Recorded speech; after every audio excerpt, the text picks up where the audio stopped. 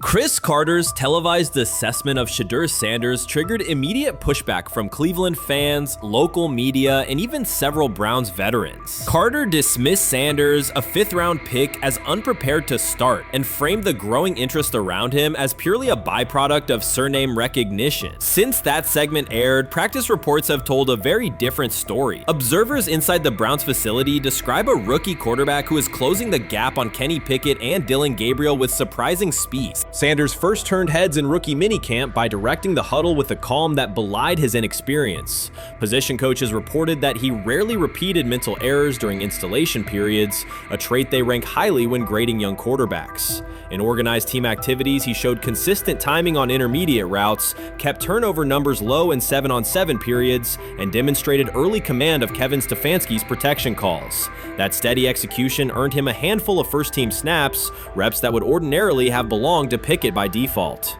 By mandatory minicamp, the rotation had shifted again. Practice notes from beat reporters detailed a rise in Sanders' workload each day. Red zone series against the starting defense, 2-minute drills, and full field scrimmage possessions in which he checked out of called plays when fronts dictated it. Mary Kay Cabot, initially skeptical Sanders would challenge for game day snaps in 2025, wrote after consecutive sessions in mid-June that his footwork, release speed, and pocket management had, quote, meaningfully tightened since rookie camp. Her tone marked a clear departure from early spring projections that labeled Sanders a long-term developmental project. The broader quarterback context in Cleveland magnifies that progress. Deshaun Watson's availability and form remain uncertain after 2 injury-interrupted seasons, while Pickett's transition from Pittsburgh has been uneven. Dillon Gabriel's arm strength is evident, but coaches continue to stress hesitation in his full-field reads. Against that backdrop, Sanders' quick decision-making and mechanical efficiency have begun to look less like a pleasant surprise and more like the roster's most reliable short-term plan. Inside the locker room, acceptance has followed performance. Wide receivers cite Sanders' ball placement on outbreaking routes, noting that the ball routinely arrives on the upfield shoulder, a small but essential detail that allows for yards after the catch. Offensive linemen appreciate his pocket awareness. Joel Bitonio remarked privately that Sanders slides up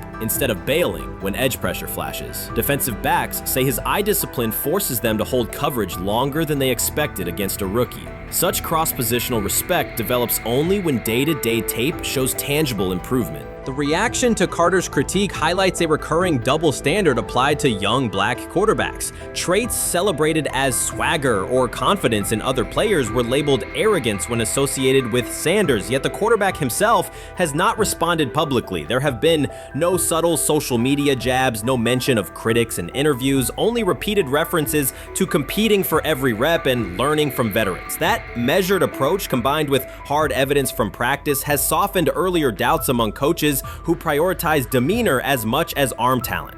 Within the coaching staff, the discussion now centers on readiness thresholds. Stefanski's scheme relies heavily on quick rhythm throws, defined reads, and disciplined pocket movement. Those requirements align with Sanders' strengths: a compact release, willingness to target the middle of the field, and instinctive timing on RPO concepts carried over from his college tape. Staffers reviewing cut-ups from joint practices note that his internal clock already approximates NFL speed, a metric they did not expect to see until mid-season at best. I view things as I got time. I got time to be able to grow and mature, and be able to understand the ins and outs of the defenses and be able to get the good insight from the vets in the room. So I look at it as, a plus. And whenever, it's time for me to play. Shedeur Sanders rolled into Browns camp and instantly made the whole practice feel like a recess pickup game. NFL vets suddenly looked like they'd forgotten the playbook and were just trying to keep up. With that being said, I see some balls come out of Shedeur Sanders at that camp, and I'm like,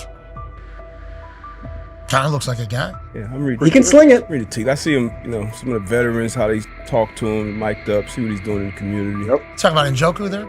Njoku, Mike Knapp. Yeah, once you see, different little interactions and things like that, I know he has the talent. We'll see. It'll be a competition that usually brings the best out of guys, especially young guys. So I'm interested to see how that quarterback situation. Right after Shedeur Sanders tightened his cleats and the Browns settled in for what they figured was a routine camp day, the whole vibe tilted sideways. No blazing comet, no UFO touching down at midfield, just a swagger-charged quarterback striding in like he'd crashed the wrong league and thought, yeah, I'll stick around around and run this show. The Browns had no clue what storm was rolling in. You'd expect an NFL team to do a quick scout, maybe pull up a highlight reel or two, but nope. They greeted Shedeur with a shrug, only to watch him seize the field on snap one and run the whole operation like a seasoned pro. First and foremost, he's been the best quarterback in camp. Now look, Joe Flacco ain't had many opportunities. There was a whole day I saw he didn't throw the ball at all. Here's my theory on the situation. They already know who's starting in the number 2 is. They already know. Joe Flacco and Shedeur Sanders is already locked up. You're missing the boat, people. You're missing the boat.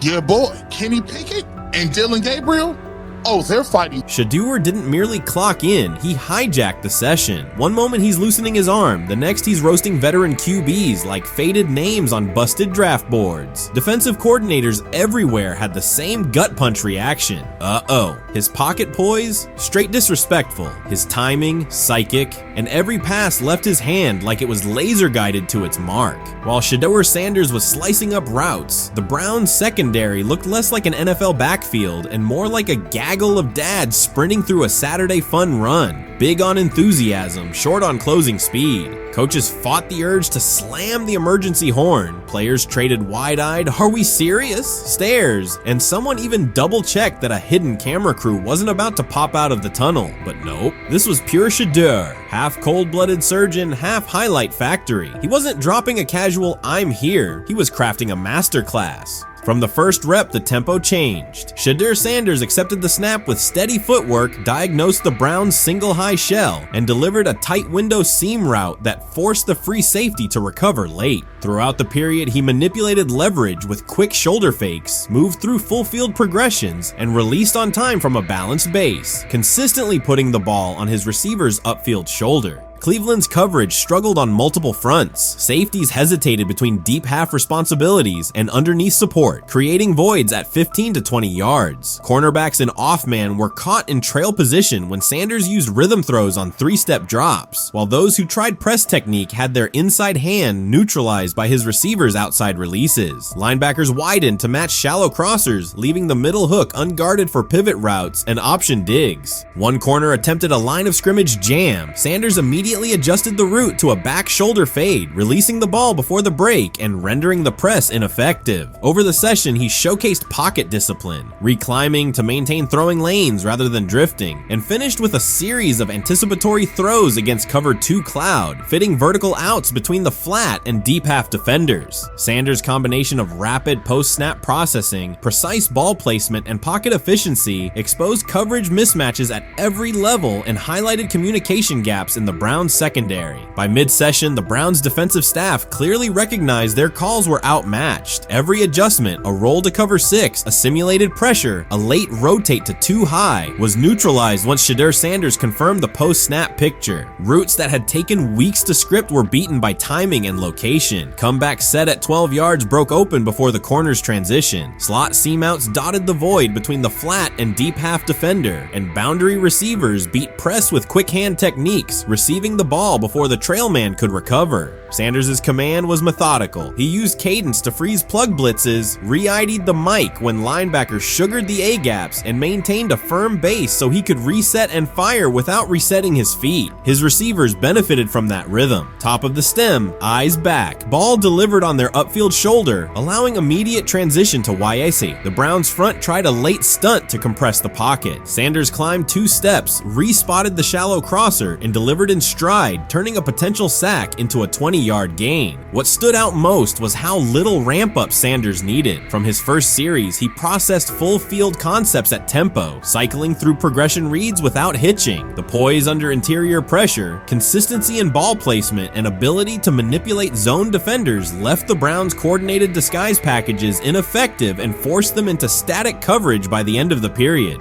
In short, Sanders' efficient mechanics, rapid processing, and anticipatory accuracy rendered Cleveland's defensive game plan ineffective at every level, from pre-snap disguise to post-snap spacing. Imagine there's many people that think Dylan Gabriel's a better quarterback than Shedeur Sanders. I don't care where they were drafted.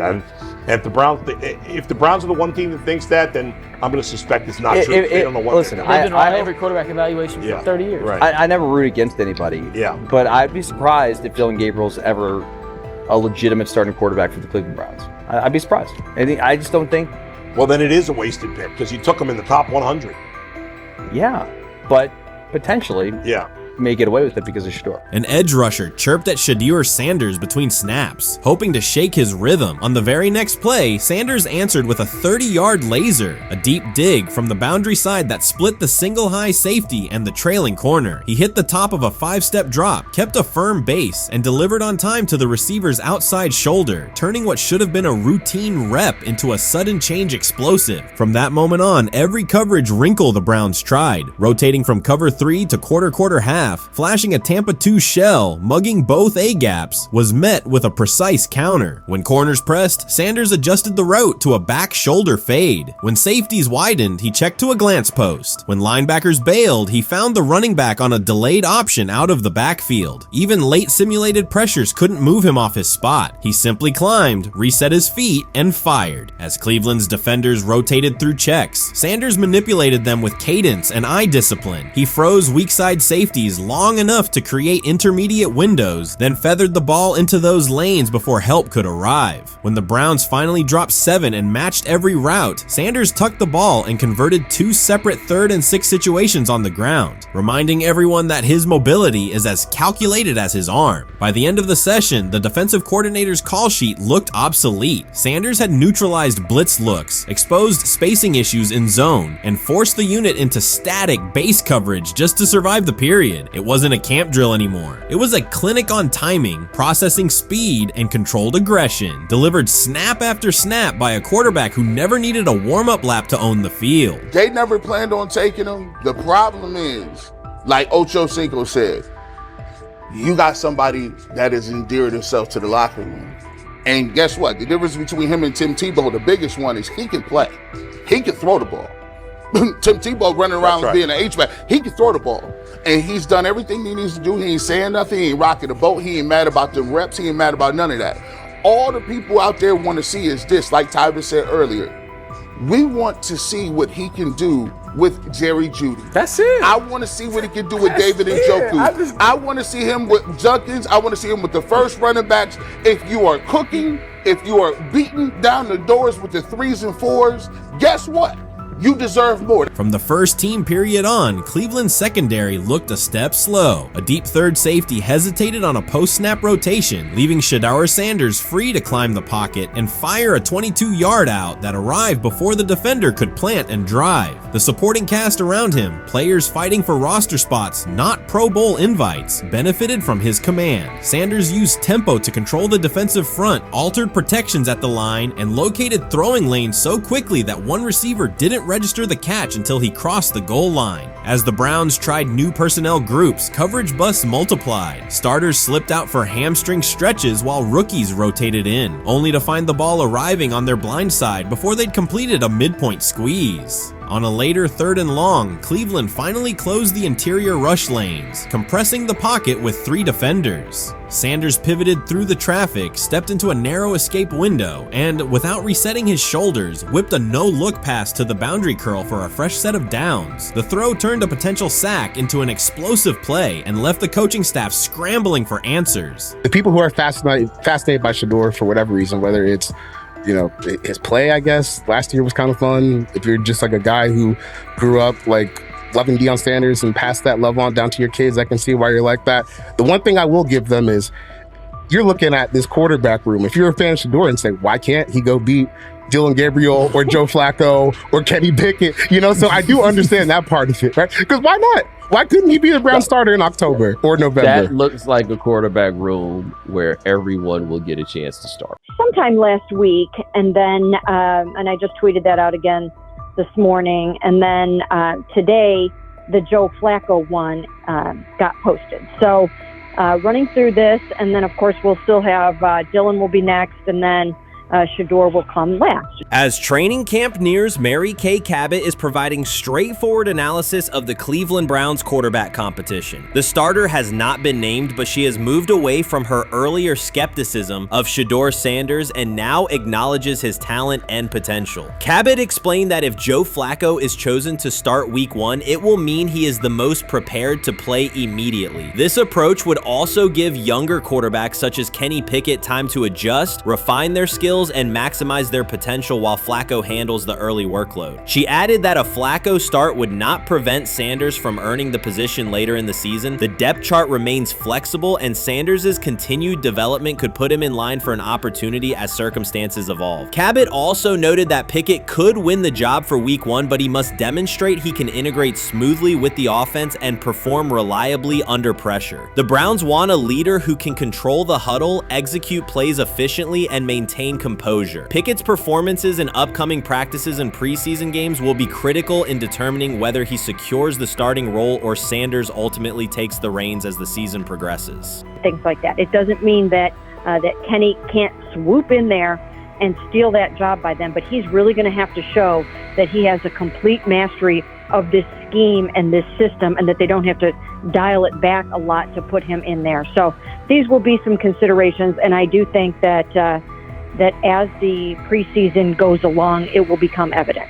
Mary Kay Cabot recently stated that Shedeur Sanders is ready and the Cleveland Browns are monitoring him closely. After a strong showing during organized team activities and minicamp, Sanders has made notable strides in his development. With continued progress, he is expected to return to the field prepared to contribute meaningfully. The Browns coaching staff is tracking his growth, and anticipation about his long-term role is increasing. Cabot added that if Sanders maintains this trajectory and continues to demonstrate poise within the team, he will have a legitimate chance to earn the starting quarterback job. Each practice rep strengthens his case, reinforcing the possibility that his development could benefit both the player and the organization. As Sanders impresses, discussion about his future in Cleveland becomes more compelling. Cabot also emphasized Sanders' advanced understanding of the offense. She noted that his football IQ appears in every drill and that he seems ready to execute the Browns system at full speed. His ability to process defenses quickly and make decisive reads distinguishes him from his peers. With the appropriate opportunity, Cabot believes Sanders could become a genuine difference maker for the Browns. One area Cabot highlighted is Sanders' command of pre-snap adjustments. His capacity to diagnose defensive fronts and communicate changes gives him an edge and reflects high football intelligence. If he translates those reads into consistent connections with his playmakers, he could elevate the Browns' offense significantly. By comparison, Cabot said quarterback Dillon Gabriel is still refining his grasp of complex terminology and play calling. While Gabriel possesses upside, Sanders' comfort with intricate concepts and his ability to manage tight pockets under pressure give him a clear advantage at this stage. Gabriel must sharpen those elements to compete at Sanders' level. Cabot previously reported that Sanders had already earned first-team practice snaps ahead of Gabriel. Her latest update confirms that Sanders is now approved as the Browns' starting quarterback, solidifying the organization's commitment to him as QB1. Expectations are high, and his response to the challenge will be closely watched throughout training camp and preseason. Cabot further noted that head coach Kevin Stefanski authorized Sanders to take expanded first-team reps beginning next month. This milestone underscores Sanders' readiness and the coaching staff's confidence in his progress. As the regular season approaches, Sanders aims to cement his status as the starter, and the competition for that position is intensified. Though Sanders leads the race, Kenny Pickett remains in contention. Cabot stressed that Pickett must prove he can integrate seamlessly with the offense and perform consistently under pressure. His performance over the next several weeks will determine whether he can challenge Sanders for the starting role. With both quarterbacks vying for the top spot, the Browns' Week 1 starter will be one of the most scrutinized decisions of the upcoming season. For now, Cabot's reporting underscores Sanders' rapid ascent, strong football intellect, and growing command of the offense, qualities that position him well to lead Cleveland's offense when the opportunity arrives. They say training camp decides depth charts, but Shedeur Sanders began fighting for his job long before he will step inside the Browns facility. While most first-year players squeezed in one last vacation, he slipped onto a private field in Texas, strapped on Cleveland's helmet and shoulder pads, pulled a fresh number 2 jersey over his chest, and started rifling timing routes as if it were the opening drive of Week 1. No cameras, no hype track, no product placement, just sweat, cadence, and ball placement. A rookie does not rehearse in full game gear unless he already envisions himself commanding the huddle. Plenty of observers shrug that clip off. They insist the fifth rounder, quote, isn't ready, cling to depth chart conventions, or whisper that the name across his shoulders did most of the talking on draft day. Maybe it is the Dion connection, maybe it is a preference for prospect prospects who blend quietly into the background, or maybe the league's gatekeepers fear the possibility that the kid is better than the quarterbacks they have spent months promoting. Whatever the motive, the countdown has started, and video rarely lies. Shedeur Sanders is not preparing to arrive. He is preparing to lead. Footage of a 22-year-old quarterback running live reps in July should dominate highlight loops, but it barely registers on national outlets. Why? It ruins the tidy narrative. The easy storyline paints Shedeur as a pampered legacy prospect banking on his father's fame. Yet the tape shows something different. A rookie drenched in afternoon heat, drilling footwork, calling protections, and imagining cover 2 rotation before the first official meeting ever takes place. Elite mental prep looks boring on social feeds. It looks devastating when the season starts. Walk into Cleveland's quarterback room and you step into politics, not simply competition. Joe Flacco, a Super Bowl MVP in decline, carries institutional trust. Kenny Pickett, rescued from Pittsburgh's reset, carries hometown intrigue. Dillon Gabriel, the third-round system fit, carries draft capital the staff must justify. And then there's Shedeur, the lightning rod whose presence alone spotlights every bias in the evaluation process. Coaches frame it neatly. Rookies must wait their turn. The truth is less polite. Practice snaps are currency. Perception is elastic, and early allocations already favor Pickett and Flacco. It is the oldest playbook in the league. Lock vets into the headline roles before pads even crack. Then let repetition shape reality. Sanders refuses to cooperate. He is not a fourth-string camp arm. He has engineered game-winning drives under national scrutiny, operated against live blitz looks most prospects never face, and more than any quarterback in the room, documented his own off-season obsession. No social media rollout, no brand consultant, just pads, cleats, and an unlit practice field. If his last name were Smith, pundits would label him the sleeper of camp. Instead, politics trails every throw. Training camp rotations expose organizational intent. Beat writer Fred Greetham already reports that Pickett and Flacco will open with first-team reps when veterans report July 23rd. Gabriel grabs the developmental snaps, leaving Sanders the leftovers. That isn't performance-based, it's narrative-safe. Gabriel doesn't threaten hierarchy, Sanders bends gravity. Watch the details. Does Shedeur steal 11-on-11 snaps with the twos? Does he run red zone installs or 2-minute drills? If he does, coaches are admitting he is forcing his way in. If he doesn't, they are postponing the inevitable. Either way, the private field reps have sharpened his timing and condensed his release. He is not hoping for an opportunity, he is prepared to seize one the instant it appears. Cleveland's joint practices amplify that tension. First come live periods against the Panthers, then sessions with the champion Eagles. Those reps belong to the starters, so Flacco and Pickett will absorb most of Carolina's disguised pressure and Philadelphia's exotic fronts. Sanders' proving ground will be the preseason opener on August 8th. Under the stadium lights, he will get entire series, real reads, pockets collapsing for real. If his command mirrors the footage from Texas, coaches will have to answer why he never saw earlier work. Reps are scarce. 10 padded practices separate veteran arrival from game 1. Even an even split, something that never happens, would hardly suffice. Instead, the staff will funnel snaps toward the comfortable choices. That strategy can bury a rookie, but it can also spark an eruption when limited opportunities turn into highlight drives. One flawless touchdown march in the second half of a preseason game, and the dog pound will chant his name. Then the staff's narrative control evaporates. Criticism of Sanders has never matched the scrutiny applied to his peers. Analysts nitpick a ball pat, a foot angle, a pump fake, Pickett's inconsistency, Flacco's diminishing velocity, Gabriel's college system crutches. Discuss politely, if at all. With Shedeur, the critiques arrive as coded doubts. Does he rely on the family brand? Is he coachable? Can he stay humble? That double standard is as old as the league's resistance to outspoken black quarterbacks. Add Dion's unapologetic persona, and each Sanders rep becomes a referendum on establishment comfort levels. Shedeur answers not with rebuttals, but with work. Work captured in silent footage more deafening than any debate show monologue.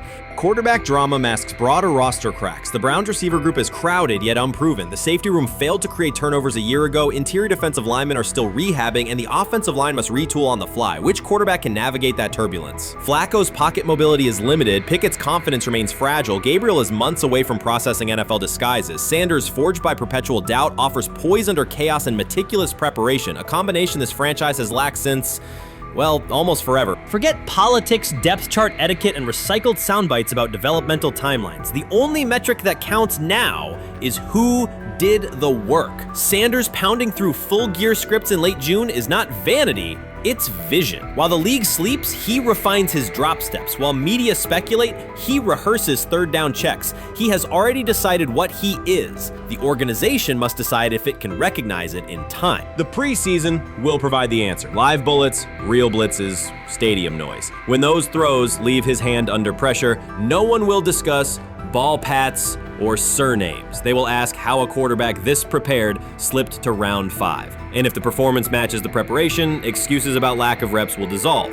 It will be production against perception, and Shedeur Sanders has been producing where no one could see. Ready is the wrong word. He has been ready. The 2025 NFL Draft was expected to be Shedeur Sanders' moment. Many projected him as a top 10 talent and a headline quarterback in one of the most discussed college football storylines in years. Instead of walking across the stage on the first night, he waited through 3 days without a call. There was no celebration, only silence. When the phone finally rang at pick no. 144 in the 5th round, it was the Cleveland Browns. With that selection, the financial outlook changed dramatically. The Sanders family believes this was not a typical draft slide, but the result of coordinated action. They are pursuing a $100 million lawsuit alleging collusion across parts of the league. In the months before the draft, Sanders was consistently discussed among the top quarterbacks in the class. Television and digital analysts praised his poise, accuracy, leadership, and command. Scouts highlighted a 74.1% completion rate, record-setting stretches at Colorado, and his rise from an HBCU star to a national figure. Consensus expectations placed him in the first round or early second. Draft night unfolded differently. As picks accumulated, there was little indication that his name would be called. The atmosphere at his private gathering shifted from anticipation to doubt. When the Browns selected him late on day 3, projections for his first contract dropped from an estimated range in the mid $30 million to approximately $4.6 million, with corresponding reductions in likely endorsements and long-term positioning.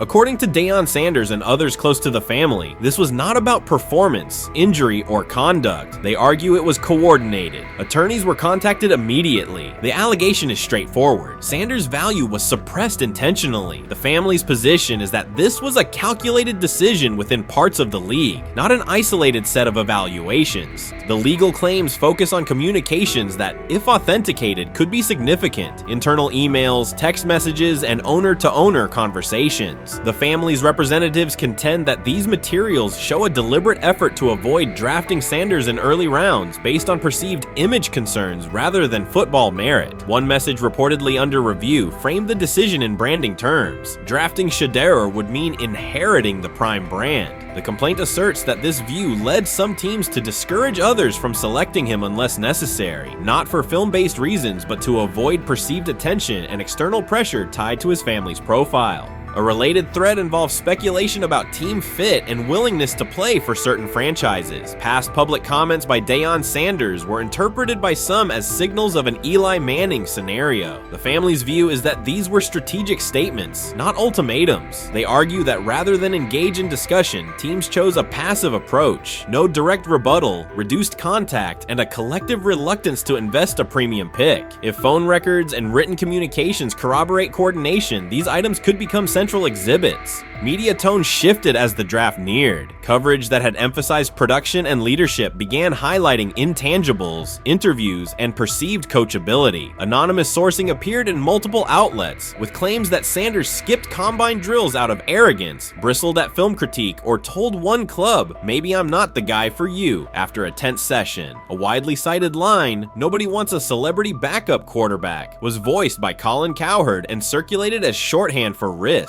The Sanders legal position is that these narratives did not arise organically, but reflected a coordinated leak pattern that undermined his market value. The family's contention is that this was primarily about control and compliance rather than football ability. They point out that Sanders did not fail a drug test, was not suspended, and did not produce poor athletic testing. His college resume included elite stretches and significant program elevation at 2 stops. The legal claim asserts that the league's power structure resisted a high-profile player aligned with a high-profile parent coach and an independent media presence. The allegation is that teams sought to avoid the perceived complexity that would come with selecting him early. The financial impact is a core component of the damages claim. Had Sanders been selected late first or early second round, projected 4-year compensation would likely have fallen between $30 to $35 million, with immediate access to higher tier endorsement opportunities and the brand leverage that accompanies a franchise quarterback designation. As a 5th-round pick, the initial contract value is a fraction of that total, and associated off-field opportunities are typically narrower. The suit reportedly seeks not only lost salary, but also the broader economic value linked to draft position, sponsorships, licensing, and the visibility that accelerates an early career trajectory. The filing's scope, as described by sources close to the family, extends beyond the league office. It may involve media outlets, scouting firms, and specific executives if discovery shows coordination or materially false statements that affected value. The argument is that the draft slide harmed not only Shedeur, but also the broader Sanders brand, affecting perceptions of Dion Sanders as a recruiter, coach, and public figure. The family's view is that narrative construction around brand risk and celebrity backup produced a measurable economic and reputational loss. If a court authorizes discovery, the process would likely compel emails, internal draft notes, and message archives from teams and third-party intermediaries. Subpoenas could be served on media organizations for sourcing records related to anonymous quotes. That level of transparency would be unusual and could reveal how information flows during pre-draft periods. The legal theory moves beyond a single player's evaluation to the draft's integrity, whether owners or executives acted in concert to reduce a prospect's value for reasons unrelated to football performance. The league has not publicly addressed these specific allegations. Background comments from executives characterize the claims as overreach. The family's camp maintains they have documentation sufficient to proceed. The comparison points referenced by observers include Deflategate, Spygate, and the Colin Kaepernick grievance, not because the facts are the same, but because of the potential scope, policies, practices, and the balance of power between the league and individuals challenging its processes. Another dimension of the dispute involves how the NFL perceives Dion Sanders, Coach Prime, and the autonomy he promotes. He built a large media footprint around his programs at Jackson State and Colorado, elevated his players' profiles, and spoke openly about fit and leverage. The family contends that this visibility, combined with statements about preferred destinations, triggered resistance. The complaint frames the response as a preference for compliance and predictability over independent branding and public negotiation. The suit also addresses the pre-draft decisions that critics point to: skipping the Senior Bowl, declining full workouts at the NFL Scouting Combine, and candid interviews about team fits. The family characterizes these as strategic choices commonly made by top prospects, not evidence of entitlement. Their view is that similar decisions by other players did not produce the same narrative because those players fit more comfortably within league expectations. The risk calculus is clear. Bringing a suit of this magnitude invites professional consequences. The family acknowledges that some within the league may react negatively. Their position is that the principle at stake, transparent and fair valuation, warrants the risk. The message they intend to send is that manufactured narratives and coordinated devaluation should face scrutiny, particularly when they affect earnings, opportunity, and reputation. If the case advances, several outcomes are possible. The court could find insufficient evidence of coordination, limiting the scope to individual judgments protected as opinion. It could also find enough to proceed to broader discovery, which would have implications beyond one player, including potential changes to how teams document evaluations and how media handle anonymous sourcing close to the draft. Agents might push for reforms, including clearer guardrails around leaks and standardized prospect communication records. For now, Sanders is working within the Browns structure. He has avoided public escalation beyond confirming focus on preparation and development. The lawsuit is a separate track managed by counsel. This dual approach, professional routine on the field and legal action off it, reflects the family's strategy. They intend to contest the process they believe harmed him while meeting club expectations day to day.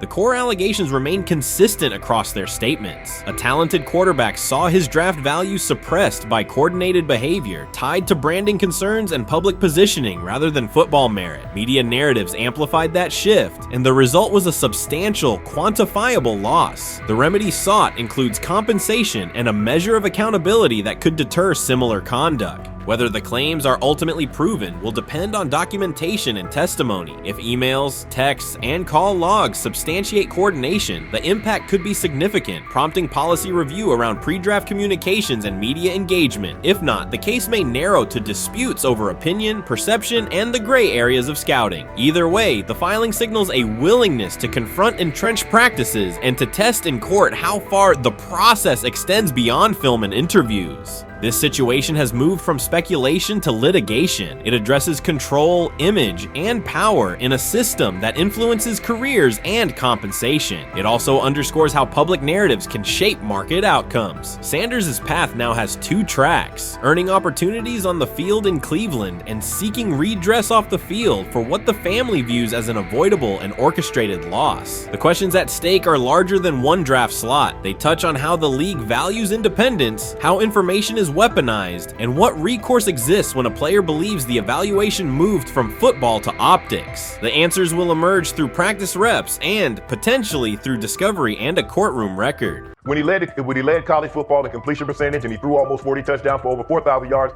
how tall was he? Because they make it seem like he shrunk all of a sudden, RC. Oh, how lively was his arm? Because all I know is somebody did that. Somebody threw for over 4,000 yards, somebody threw for almost 40 touchdowns, and somebody led college football in completion percentage. Now, I'm trying to figure out, what I try to figure out all the time, Mel, is how a guy that hadn't played football in almost 5 months. Shannon Sharpe has publicly defended Shedeur Sanders and criticized those questioning him. Sanders has earned higher recognition and some fans are responding negatively. Although there's debate about whether he belongs on a second team list, Sharpe maintains that Sanders' career is clearly ascending. Reactions on social media are mixed. Some users are angry, others are surprised, and a few say they anticipated this result. The conversation remains active. When reports confirmed that Shedeur Sanders had been elevated from second team to near top tier status, Shannon Sharpe issued an emphatic response. He delivered a detailed rebuttal to critics, underscoring why Sanders deserved the promotion and directly challenging those who doubted the decision. I don't think that he was underprepared during these meetings. I don't believe any of these stories that he showed up arrogant and that he was bombing his interviews. I mean, you watch the film, he's on time, he's on point. You watch his interviews, he answers like a 10-year NFL veteran. Like, he's clearly dominating OTAs. It's every single day there's a new report of how well he's doing for the Browns in OTAs. And I mean, you can say what you want, it's just OTAs. Okay, if that's your new narrative, then he's doing exactly what he needs to be doing. He's on point, he's on time, he's getting the respect of his teammates, and he's making plays. So we're gonna see years down the line, something's gonna come out that I don't know what exactly it was, but something will come out. Critics have been waiting for an opportunity to dismiss Sanders. They labeled him overrated, accused him of benefiting from nepotism, and claimed his profile came only from his last name and polished image. Within their own echo chamber, they cited every game in which he fell short of huge passing numbers as validation of their doubts. Since Sanders has begun receiving formal recognition, criticism has escalated. A wave of self-appointed analysts is dissecting his throwing mechanics and team role, and many online commentators now argue that his promotion reflects deeper problems within the sport. Shannon Sharpe rejected each criticism directed at Shedeur Sanders. During the broadcast, he turned a routine segment into a detailed examination, acting as presenter, interrogator, and fact-checker. Sharpe walked viewers through game film, season statistics, and scouting reports to show why Sanders merited his recent promotion. Whenever a panelist claimed Sanders had not earned the role, Sharpe countered with completion percentages, efficiency ratings under pressure, and documented late-game drives that changed outcomes. He stressed that the backlash was driven less by on-field evidence and more by reluctance to revise earlier opinions. Sharpe argued that critics were upset not because Sanders lacked qualifications, but because his progress contradicted their initial narrative. By the end of the discussion, Sharpe had moved past simple defense and reframed Sanders as a clear example of performance-based advancement, demonstrating that early predictions can be wrong. Never heard of no Dylan Gabriel or Tyler Shock. What the hell is that? So how is Shedeur Sanders going behind them? I'll tell you how. Collusion. 4 different times they passed on him. How the hell does that happen? 4 rounds. It doesn't happen to a quarterback. We've never seen anything like this before. Shedeur Sanders with the watch. Shedeur Sanders with his bravado. Shedeur Sanders with this supposed arrogance or whatever. Shedeur Sanders' advancement did not happen by chance. While detractors questioned his resume online, he continued to prepare, attend every practice, and deliver accurate throws under pressure. The contrast between his output and the complaints directed at him has been stark. Some critics even argued the selection committee was, quote, biased toward performance, as if rewarding strong play play were improper. Rumors quickly followed. Certain commentators speculated that a public relations push from the Sanders family must have influenced voters, suggesting everything from coordinated media strategies to alleged favors for coaches. None of these theories addresses the basic point. Sanders earned his promotion through consistent production, poise in the pocket, precise ball placement, and efficient decision-making. Shannon Sharpe highlighted these facts during his response. He noted that Sanders' performance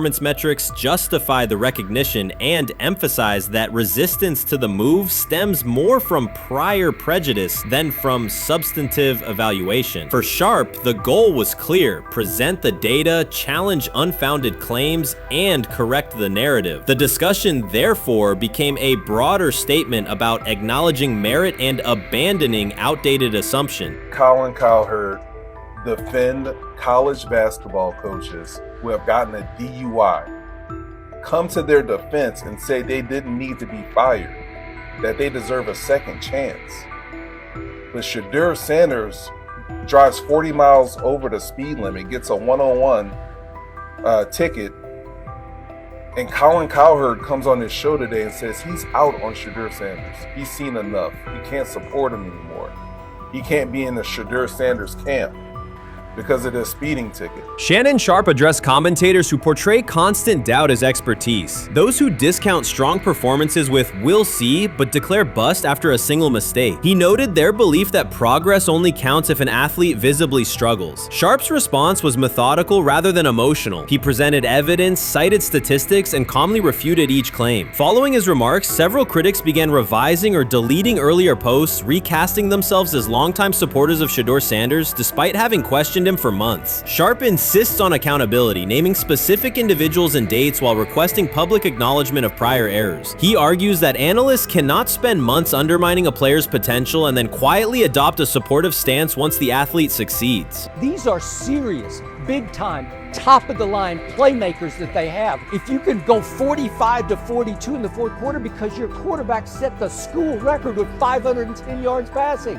He was flawless. Shedeur is big time. I didn't know for sure, will it translate to the next level of competition? Yes, it might translate to the next level of competition as he can play. Critics who once claimed Shedeur Sanders was unprepared now hesitate to acknowledge their mistake. They resist retracting earlier comments and struggle to accept that an athlete can succeed without their approval. Sanders continues to share practice clips and game highlights without engaging the debate, while Shannon Sharpe documents every dismissive remark, ready to revisit them on national television. The disapproval did not slow Sanders. It underscored his progress and exposed the gap between perception and performance. As a result, the conversation has shifted. Analysts who doubted him now describe him as undervalued and publish detailed evaluations of his mechanics and game management, suggesting long-standing familiarity with his career. In a matter of weeks, critics have recast themselves as advocates, demonstrating how quickly opinion can change when consistent results leave little room for doubt. Shannon Sharpe signaled that his commentary is not over. He considers Sanders' advancement a positive outcome for every athlete who has been overlooked or criticized for having confidence. Sharpe stressed that analysts do not have the authority to determine who deserves recognition based on personal preference. The reaction to Sanders' promotion, he argued, revealed how quickly opinions can shift once results are undeniable. Sharpe pointed out that many vocal critics became quiet when confronted with objective performance data. This exchange, Sharpe insisted, reached beyond defending a single quarterback. It challenged the practice of dismissing achievements that do not fit familiar narratives. He reminded viewers that success does not require external approval and that consistent talent will surface despite online commentary intended to minimize it. While critics reconsider their positions, Sharpe remains steady, assigning credit to the athlete and allowing the scoreboard to confirm the argument. In his view, the statistics speak clearly enough. Sharpe also emphasized that the intensity of the backlash must be placed in context. College football is a volatile environment where unexpected outcomes are common. Therefore, declaring failure based on incomplete evidence only weakens the credibility of sports analysis. The discussion underscored the need for measured evaluation rather than reactive judgment. Dak Jackson and him and everybody else that we talked to have said that Shedeur looks good. He looks really good. Yes. He looks better. And we got Zach that say Dylan Gabriel ain't even an NFL quarterback. It's true. So how is it that this man can't get a rep with the ones, but that 9 NFL quarterback can? We all what agree with sense does that, that yes. make? Some observers now claim that recognizing Shedeur Sanders' strong performance undermines football's traditional standards, even though they previously argued he received coverage only because of his father. Faced with Sanders' current statistics, those critics are searching for explanations that fit their earlier narrative. The data have always been clear, their earlier objections ignored that fact. Shannon Sharpe is openly highlighting this reversal, comparing past negative remarks with Sanders' recent 400-yard games to demonstrate the gap between criticism and evidence. Sharpe did not force these commentators to backtrack, he simply displayed their earlier claims alongside Sanders' results, allowing the contrast to speak for itself. So the Shedeur Sanders, I want to talk about this. So here's a prime example. Shedeur Sanders, they had 3-day mini camp for the Cleveland Browns. And now Jimmy Haslam actually has some money. The Bengals owners and the Rooneys are near the bottom of the league in net worth. But what the Browns have is what I would call the Buffalo Bills used to have this years ago, pre-Josh Allen. What are Browns veterans saying about Shedeur Sanders behind closed doors? According to internal discussions, the feedback goes beyond casual praise. Several veterans describe his performance as franchise level. Private locker room conversations compare his command of the offense to established starters. And one senior assistant reportedly called him Sunday ready after a single walkthrough. The consensus is that front office staff and coaches have taken serious notice. Inside the Browns facility, informal conversations circulate among players and coaches. These remarks carry significant weight in personnel evaluations and often influence practice rotations. When veterans speak this strongly, the message typically reaches decision makers quickly, especially during roster planning. In short, the internal perception of Sanders is already affecting how the staff views the current quarterback depth chart. Browns vets kind of weigh in on Shedeur Sanders and how he's been since he arrived in Cleveland, in Pound Town. And I think it's very, very important that we discuss it, because it'd be really easy for these vets to, this wasn't like a on-the-record interviews. This is just kind of back channels into what the vets are saying, the rumors, but the sources telling us.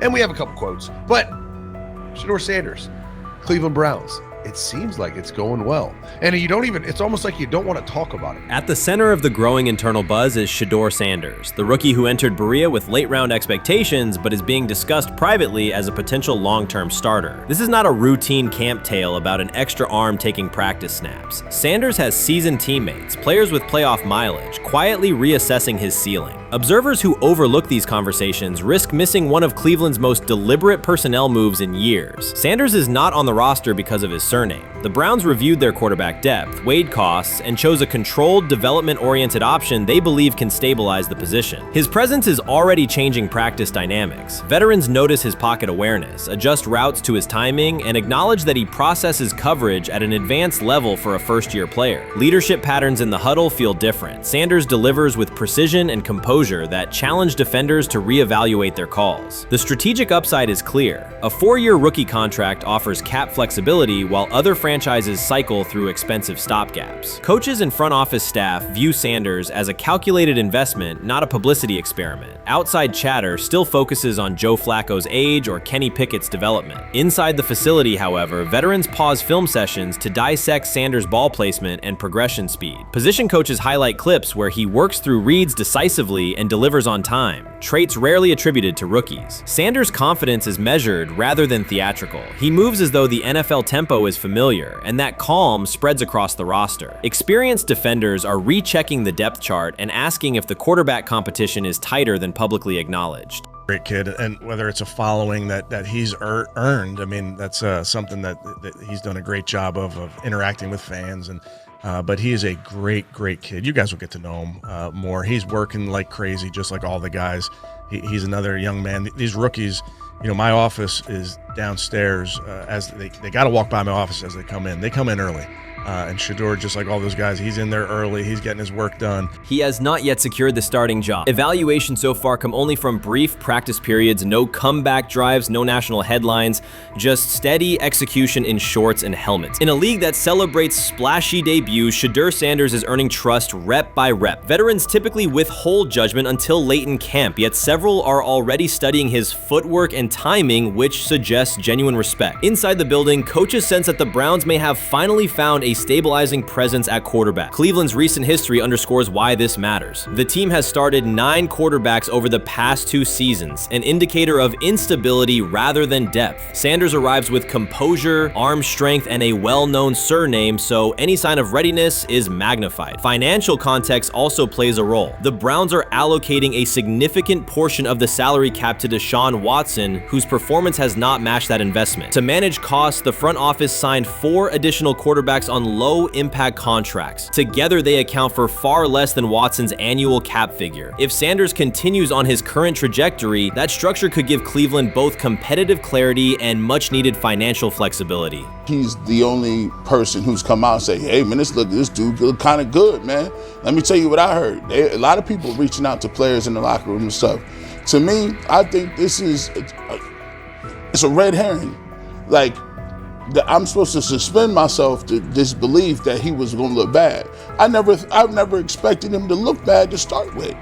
The 5th round quarterback stuff, that's involving perceptions, pre-draft analysis, and other teams. Cleveland's veterans have endured every kind of quarterback turmoil: poor reads, major injuries, shaken confidence, and sideline disputes. When a young quarterback like Shedeur Sanders steps in and appears composed rather than overwhelmed, people notice. The attention comes not just from coaches and reporters, but from the linemen and defensive leaders who have watched previous backups struggle. They are not exchanging doubts, they are sharing nods of approval. Sanders demonstrates instinctive pocket awareness, reliable accuracy, and steady poise, qualities that quickly circulate through team conversations. After years of instability under center, the Browns need someone who can remain calm and effective deep into the season. Although expectations have fallen over time, genuine interest is growing. Praise is coming from teammates who rarely commend anyone unless his performance demands it. What do you think is happening in Browns camp?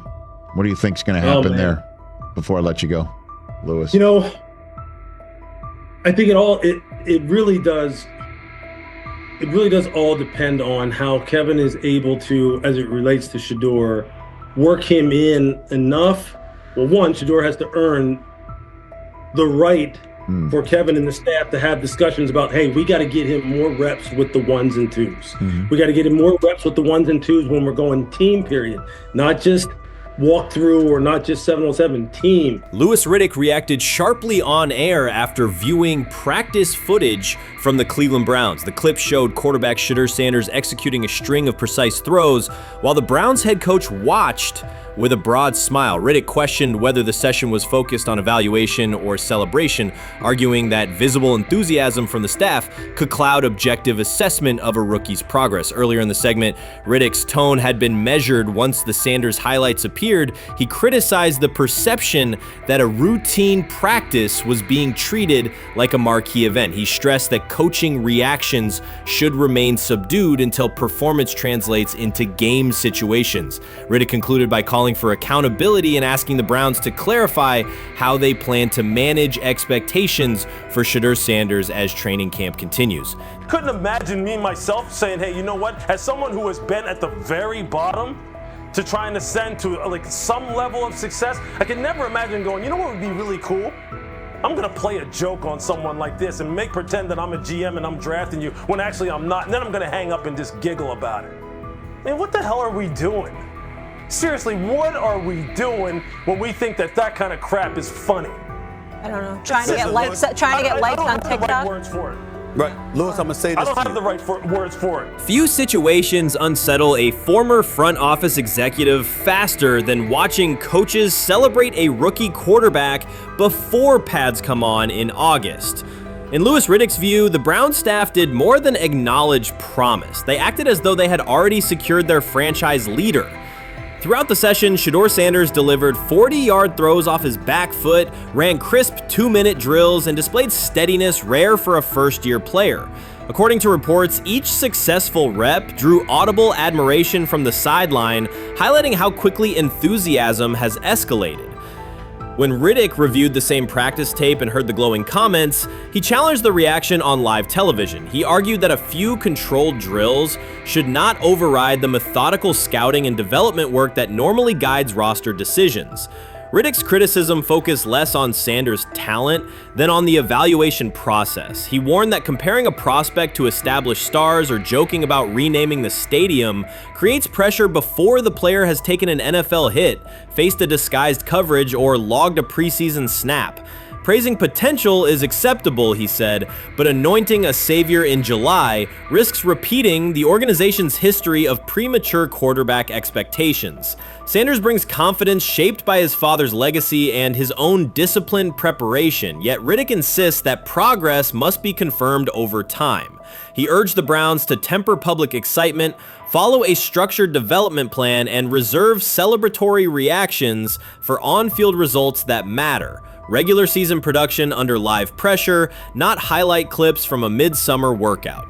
He has to earn that. Kevin has to figure out a way to do that, so then you can reasonably assess what you have in him compared to Dillon Gabriel, compared to Kenny, compared to Joe Flacco. If you don't, then the conversation surrounding him is going to continue to be what it's been, which is, but for some people, he was overhyped all along. He's not that great of an athlete, doesn't have a big enough arm. There's a reason why he was a 5th-round pick, blah, blah, blah, which I don't believe.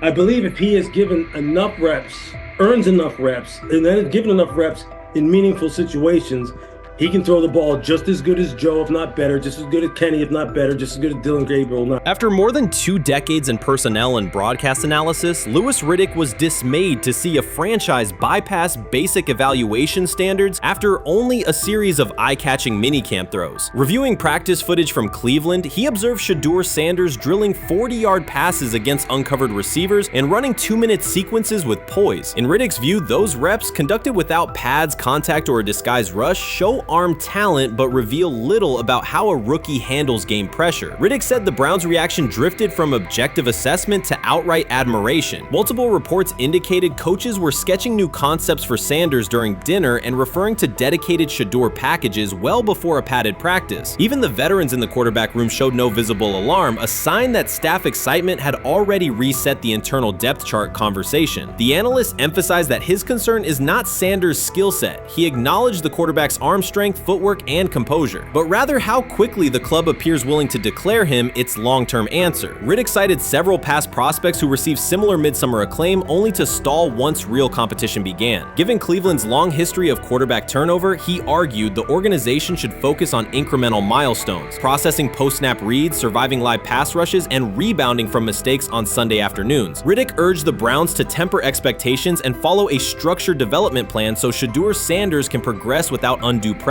One coach reportedly admitted he replayed Tuesday's scrimmage film so often that he lost sleep, an anecdote Riddick offered as proof that enthusiasm is already outpacing reality. All asking now is what is going on with Shedeur Sanders, and so the floor is yours. Maybe you can make sense of this free fall with what was at one point the top-rated quarterback in this draft class. Yeah, Shay, I think at this point in time, this really isn't a football discussion any longer. This is a personal discussion. This is about it's a fit discussion. It's whether or not teams are just comfortable with everything that comes along with Shedeur in terms of who he is as a person, all the people that are surrounding him in terms of his inner circle, and whether or not teams deem that to be something that they're comfortable with. Right or wrong, that's the only conclusion you can really come to at this point. Louis Riddick voiced an escalating concern during the segment. Having witnessed numerous quarterback setbacks in his career, he worries another may be forming, not because Shedeur Sanders lacks talent, but because the praise around him is growing without restraint. Sanders has simply attended practice, delivered accurate passes, led the huddle, and shown the composure expected of an NFL player. Riddick fears the Browns' reaction, treating routine drills as proof of long-term success, risks setting premature expectations. He cautioned that the organization seems ready to celebrate a franchise savior before Sanders has taken a competitive snap, noting that such early adulation has derailed promising prospects in the past and could impede Sanders' measured development.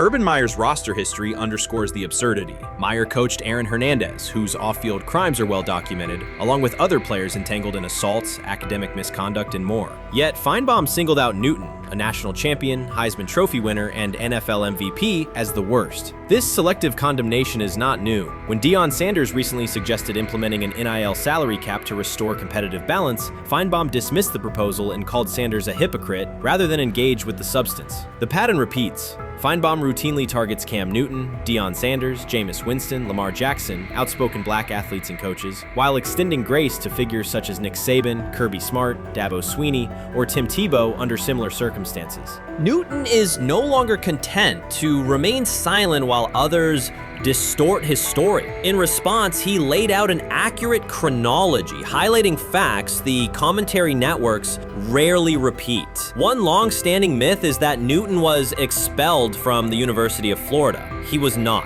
Tim Tebow held the starting job unchallenged, and Meyer had no intention of displacing his star. Like thousands of athletes each year, Newton transferred to find a place where he could play. The move was strategic, not disciplinary. He is, with 3-2-2, 5-3, 17 to transfer to and more back, Meyer was. Critics habitually resurrect the 2008 laptop incident to tarnish Newton's entire career. Newton has acknowledged the mistake, but its relevance is overstated. The incident did not prompt his transfer, nor did it derail his trajectory. After leaving Florida, Newton enrolled at Blinn College, a Texas JUCO powerhouse, and led the Buccaneers to a national championship while posting dominant statistics. That performance earned him the opportunity to transfer to Auburn. At Auburn, Newton produced one of the most extraordinary single seasons in collegiate history. More than 4,000 yards of total offense, 50 combined touchdowns, an SEC title, a national championship, and the Heisman Trophy. Achievement compressed into a single year under intense scrutiny.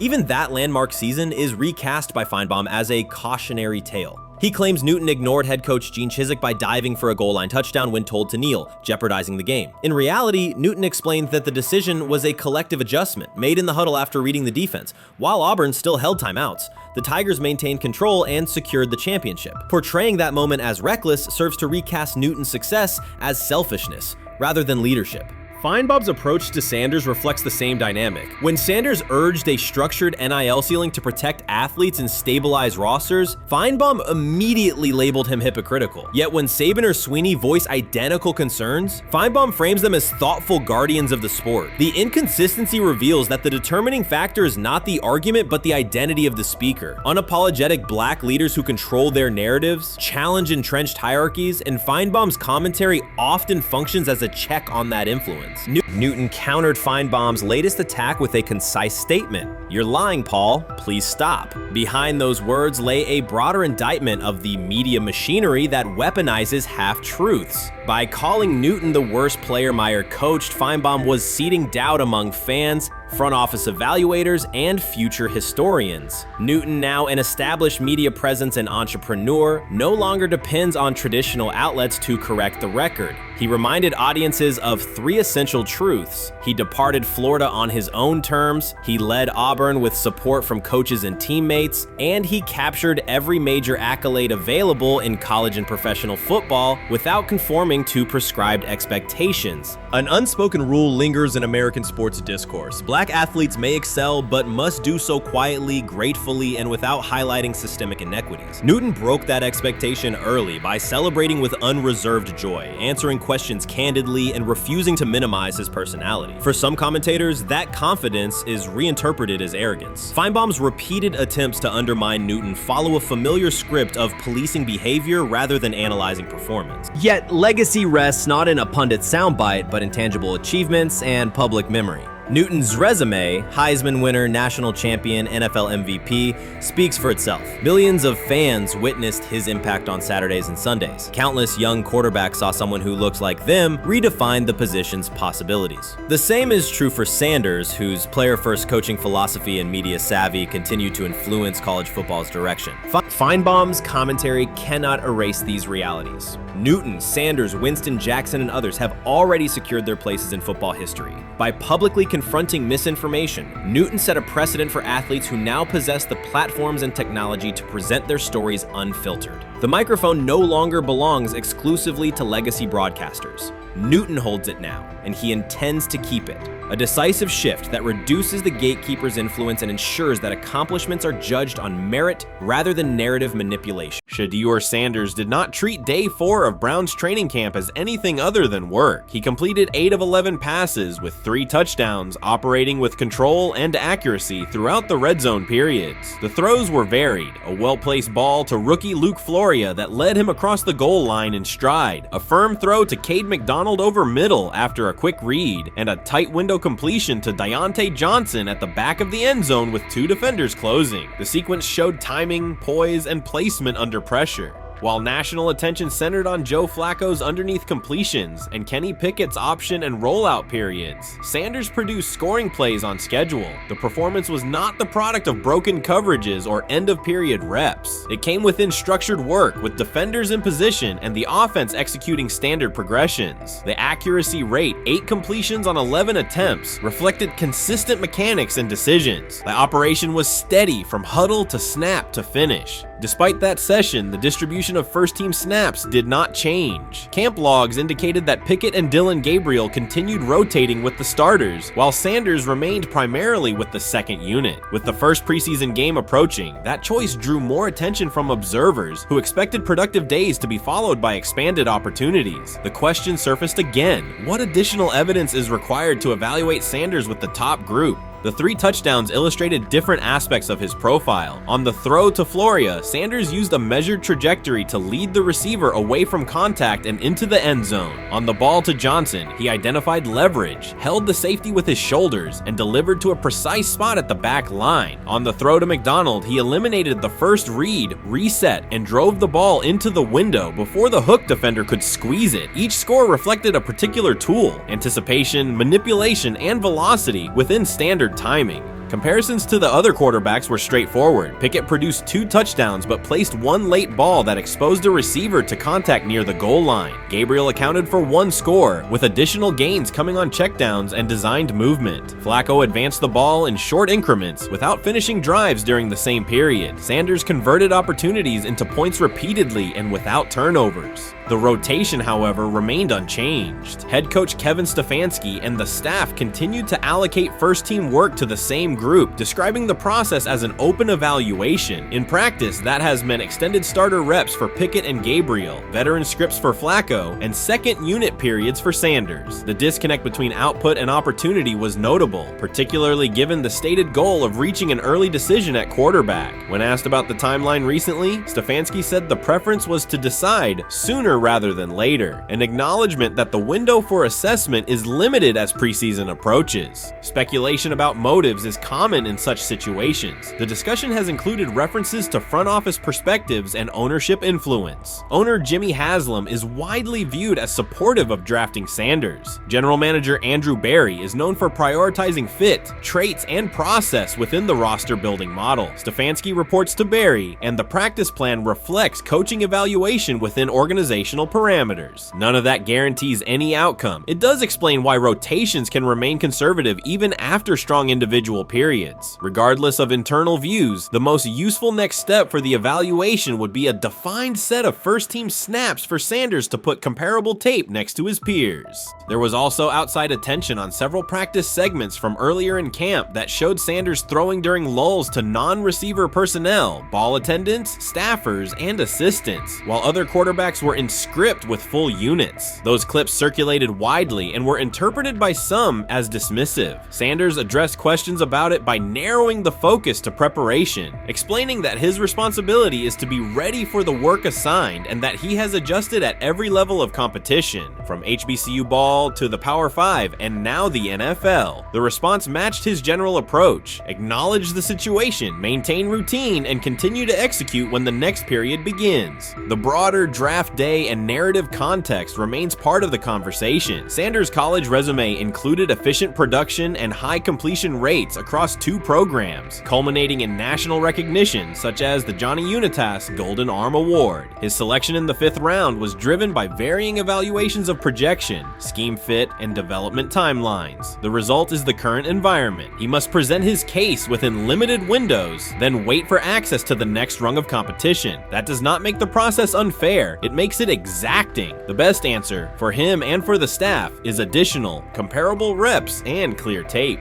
Fan reaction after day 4 was direct. Social accounts and comment threads filled with assessments that centered on performance rather than reputation. Sanders produced 3 touchdowns, avoided negative plays, and showed command in the red zone. Supporters pointed to that tape and asked for opportunities with the starters to verify whether the same rhythm carries over with the top receivers and linemen. The message was not about headlines. It was about the logic of evaluation in a compressed calendar. From an operational standpoint, Sanders' day reflected consistent fundamentals. His base was disciplined, his eyes matched his feet, and his timing aligned with route depths. On the Johnson score, he used a subtle shoulder turn to hold the safety before resetting and throwing to the back line. On the McDonald throw, the ball was out on the second hitch, arriving before the defenders could converge. On the Floria play, the arc and placement minimized the hit risk and maximized the run-through. Those are portable traits. They translate across units if the timing with receivers is established through reps. The staff's balancing act is real. They must prepare the presumed Week 1 starter with sufficient continuity while also giving developmental players enough exposure to judge ceiling and floor. That tension is present in every camp. The cleanest path through it is to carve out defined first-team sequences for each competitor and evaluate the tape against comparable defenses and situations. High red zone, low red zone, third and medium, and 2-minute. Sanders' performance on day 4 strengthened the case for such an allocation. Context matters off the field as well. Earlier in the offseason, 2 speeding citations, 91 miles per hour in Brunswick and 101 miles per hour in Strongsville, prompted public comment from Barry, who emphasized standards and safety. Sanders accepted responsibility, stated that he learned from the incidents and moved on. In camp, he has kept the focus on football tasks, install retention, cadence management, protection IDs, and post-practice review. He has also continued to build rapport across position groups, including veteran receivers and defensive backs, so that timing and expectations are clear when reps arrive.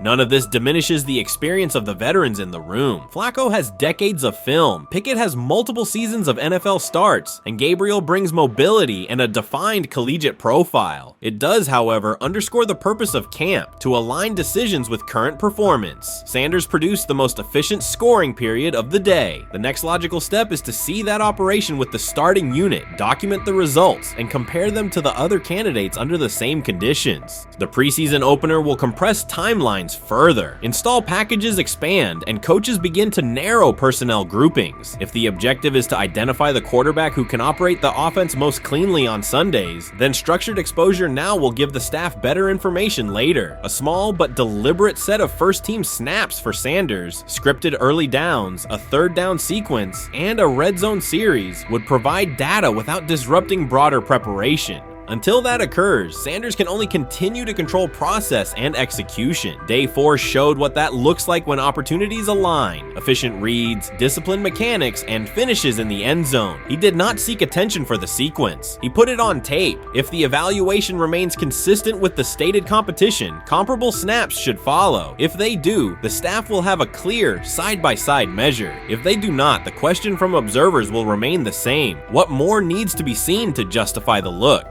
For now, the record from day 4 is clear. 8 completions on 11 attempts, 3 touchdowns, no turnovers, red zone precision, consistent control at the line and in the pocket. Those are tangible outputs. They merit a defined opportunity with the starters as the team moves toward preseason and the decision that follows. Whether or not that opportunity arrives immediately, Sanders has shown the preparation and execution necessary to be evaluated on equal footing. The next step is a matter of allocation, not speculation.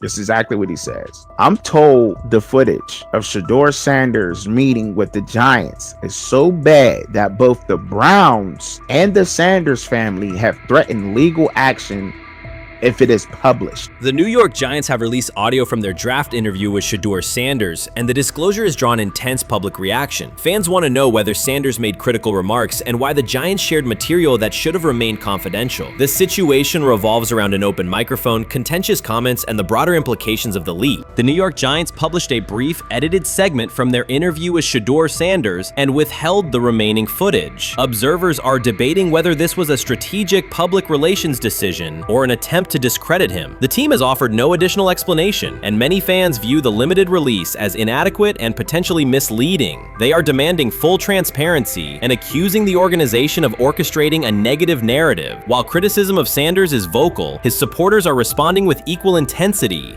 There was another team that he sat down with. What do you mean it didn't go well after that? So, he was pissed that they did that to him. They did that to him. He counter-confronted the them. same thing they do to every other quarterback prospect. They did that to him. They slide in a mistake to see if you catch it. Right. And so because you're the quarterback. But he didn't take it as a correction. He took it as like he got pissed off. Yeah, and it's like so here's another one. So another one was, he throws a bad interception, and it was a deep throw early in the game, and he comes back and they go in the meeting, they show the interception. The Giants have released only a brief excerpt of the interview and are refusing to share the rest. Their decision has drawn criticism across TikTok, X, and Facebook, where many see it as a poorly handled public relations move. Fans are calling for the full recording to be published so the situation can be judged in its entirety. The GM is on film that the son, they asked the son last draft, yo, who you think I should pick? His son yo, you need to get the Jaden Daniels, big. This is what his son, it's on tape. You should go Jaden Daniels. He laughing at his son. And all right, cool, get Jaden Daniels. I don't even know how that tape got out. I wouldn't have let the get out. Shedeur Sanders appears unfazed by the situation. Although the Giants suggested he was more hype than substance, their handling of the interview has instead elevated his visibility. Analysts across major sports outlets are now discussing him more than before, keeping his name prominent in the news cycle. New York Giants, where these tapes at? You hear me? Because if Shedeur Sanders was so unprofessional, y'all would have leaked the tapes for the whole world could see, right? Cause understand, it's a lot of he say, she say. But one thing I do know, as a young black man growing up in this world, being straightforward and not sugarcoat anything. The Giants' PR team appears to reject Sanders' family connection outright, a decision many view as unprofessional and lacking nuance. Internal discussions seem to have dismissed quarterbacks with prominent relatives as poor fits for the organization, revealing limited awareness of public perception. The response was swift. A single edited clip ignited widespread debate on social media, with fans asking why essential segments were held back and what the team might be hiding. Critics argue that if the full interview contains nothing damaging, the club should release it in its entirety. Online discussion intensified immediately and continues to gain momentum. What they do during the film and the combine and the meetings is teams will install mistakes intentionally planted in the install, and they want you to catch them. Shedeur didn't, and when a coach called him out, once again, it didn't sit well. It's like, bro, there's not many teams needing quarterbacks, especially since Pittsburgh appears to have a deal with Aaron Rodgers and Tennessee's getting Kale Moore. The Giants' decision to withhold the full interview has produced an unintended result. Instead of diminishing interest in Shedeur Sanders, it has intensified it. Media outlets and analysts are now examining every on-field rep, press comment, and public appearance as evidence of how he conducts himself under scrutiny. Each throw, adjustment, and answer is tracked and evaluated against league standards, reinforcing the view that he remains composed and professional. Many fans contend that the organization has misrepresented Sanders and suggest the issue may stem from the Giants' view of his father, Dion Sanders. They see the partial release as an attempt to raise doubts about his character by association. That perception has only made his profile more compelling. The discussion has shifted from whether he deserves a high draft position to how effectively he withstands sustained pressure. Sanders is now regarded not just as a talented prospect, but as a symbol of resilience, central to debates about transparency and organizational strategy. Even if the Giants eventually provide more context, the visibility they have created for him is unlikely to fade. The most fun yet the most difficult thing I cover and we cover all year long is not games, it's the NFL draft. Because I've said this many times, you get lied to for a month to 2 months up to it. And so often during the draft, and every few drafts, there's a guy that really falls, precipitously falls. This year it was Shedeur Sanders, it's been Aaron Rodgers, it's been Dan Marino. Every few years somebody falls a lot. And so, but those stories don't come out until like the fall. Criticism of Shedeur Sanders from within the Giants organization has become increasingly public. Team communications appear focused on casting him as an overhyped prospect, whose character should be questioned. question, a narrative that seems aimed at shaping opinion rather than assessing performance. Yet each selective release or negative remark has instead amplified attention on Sanders and elevated his reputation. Efforts to confine him to a narrow, unfavorable image continue to produce the opposite effect, reinforcing his position as an underdog who endures external pressure. The debate has shifted from football analysis to broader concerns about narrative control and transparency. Fans, reporters, and online communities are still urging the Giants to publish the full interview, arguing that only complete context can resolve speculation. The organization's refusal to comply has intensified scrutiny and led many observers to conclude that the team underestimated public reaction and now faces questions it could have avoided with full disclosure. The tapes, the New York Giants have the tape. They definitely have the tape. It's confirmation that they had the tape. Shedeur didn't do nothing. It's what they saying he did. I'm gonna tell you what these mixed reaction right here. So we already know about the New York Giants, but the Pittsburgh Steelers head coach Mike Tomlin reported Miles Sanders' talent, but hesitated to draft him due to previous challenges with quarterbacks like Russell Wilson and Justin Fields, leading to more cautious approach. Las Vegas Raiders. Sanders met with Raiders at the NFL scouting combine and expressed enthusiasm about potentially joining the team. His familiarity with the West Coast offense and quick release was noted positive, though concerns about his ceiling. Hours after the Giants posted that short audio clip, the timeline never slowed. Comment threads filled with frame-by-frame breakdowns, lip-read attempts, and side-by-side comparisons of what was said versus what was left out. Reporters called league contacts. No one could explain why a franchise would stir this level of curiosity only to seal the vault. Each refusal sharpened focus on Shedeur Sanders, turning routine throws into national talking points. Analysts kept circling back to the same note. His cadence at the line looks unchanged, steady against the noise. Hashtags demanding the full interview, trend drop, and trend again. Podcast hosts bump scheduled segments to lead with the leak. Rival teams get asked how they would handle a similar situation, then quietly check their own archives. Inside Giants headquarters, the plan to shape the story looks less like strategy and more like a slow burn spotlight they can't switch off. And now every preseason snap, every media availability, every stray sideline camera angle gets fed into a loop that asks, what are they still hiding? The file remains locked. Curiosity keeps compounding.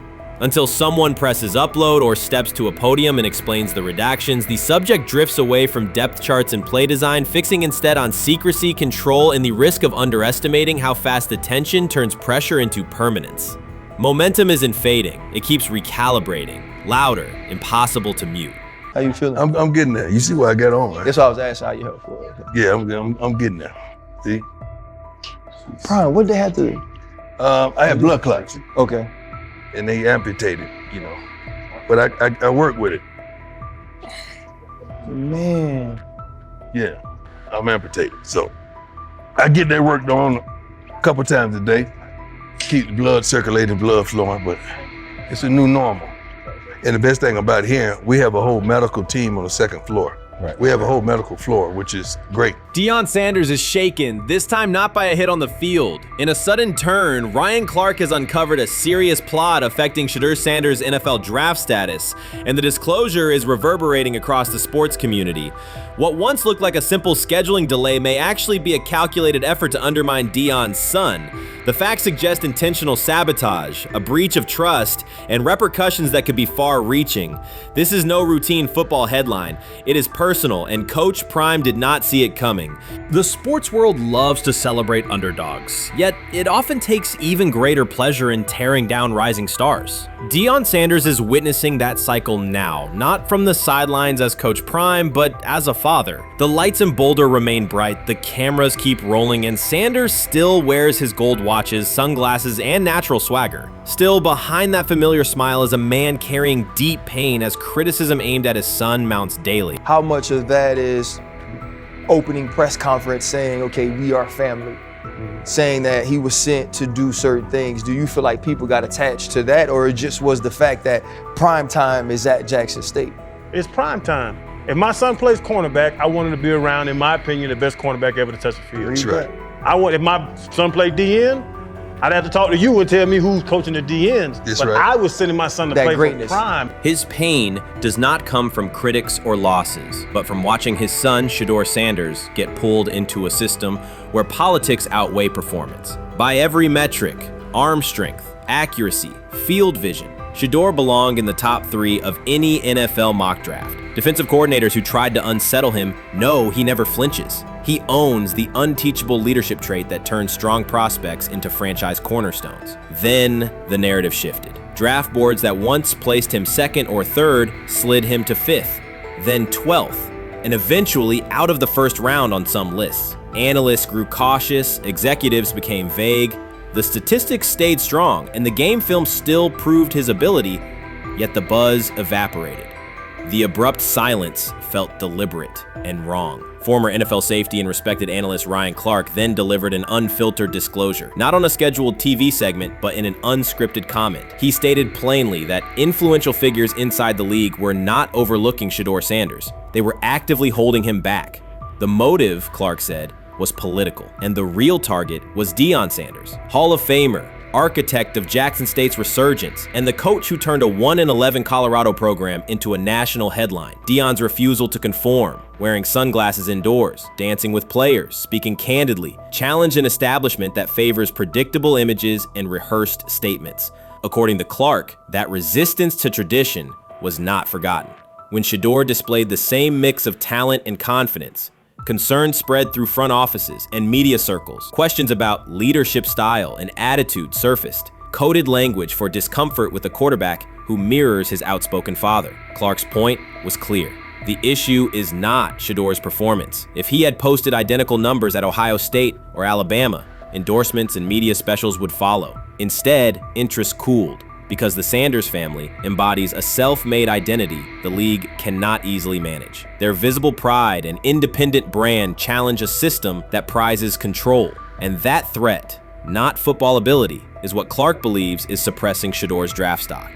Many observers declared Dion Sanders was finished. They argued that his public style attracted unnecessary attention, that his health had deteriorated too far, and that his coaching career was approaching an abrupt conclusion. They misread his resolve. When speculation intensified, Sanders did not schedule a press conference or issue a formal statement. Instead, he released a short video recorded at his Texas home, walking alongside recording artist Lil Wayne. The footage established 2 facts. Although Sanders still walks with a limp, he remains active, and he intends to return to the sideline.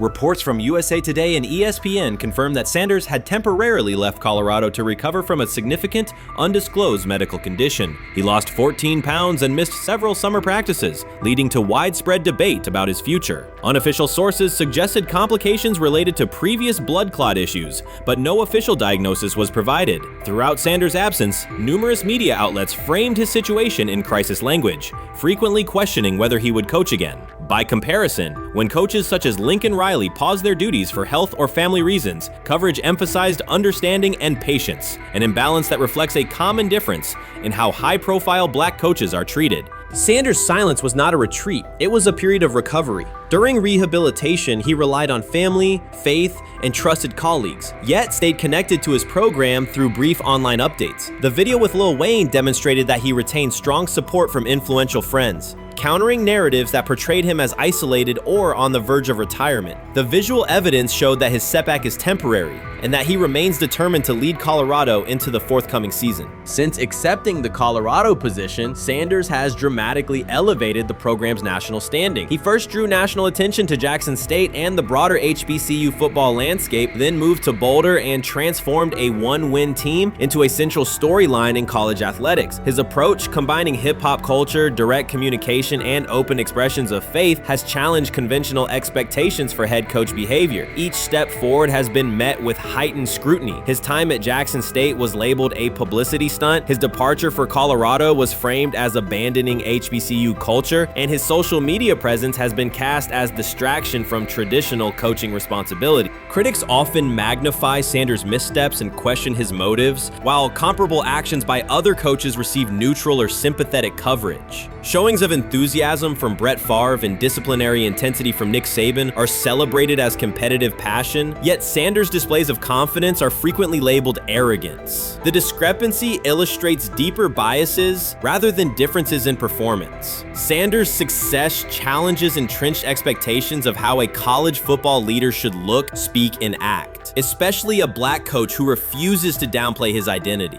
During his convalescence, Sanders maintained close communication with his staff and athletes, reinforcing the standards he had established: discipline, accountability, and belief. The program's daily messaging continued to emphasize preparation and resilience, signaling that Sanders' influence persists even when he is away from campus. Athletes echoed his mantras during workouts, confirming that his leadership extends beyond physical presence. Sanders acknowledges the seriousness of his medical challenge, but has refused to let it define him. He has publicly discussed leaning on scripture and prayer, explaining that his purpose as a mentor, father, and coach extends beyond personal adversity. In that context, the video of him walking in the Texas sun was less a strategic media effort than a straightforward demonstration of continued commitment to his team and mission.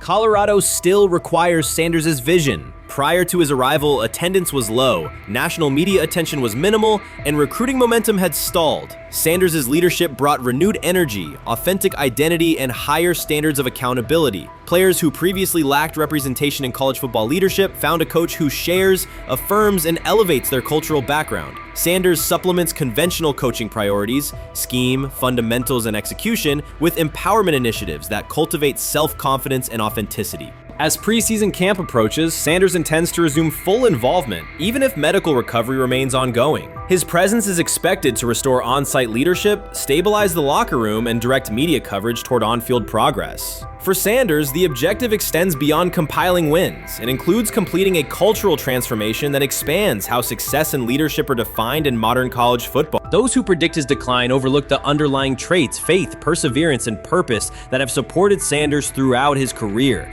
Doubts, rumors, and disproportionate scrutiny have followed him from playing days into coaching, and he has consistently responded with results. His current health setback is another obstacle, not a conclusion. The broader initiative he leads, centered on authenticity, opportunity, and high standards, continues. When Sanders returns to the sideline, it will mark the next stage of a movement he has guided from Jackson State to Boulder. The recent period of quiet has been strategic rather than passive. Instead of defending himself in daily briefings, Sanders focused on rehabilitation, remote program oversight, and family support. Each brief social media message reinforced a consistent theme: faith and preparation.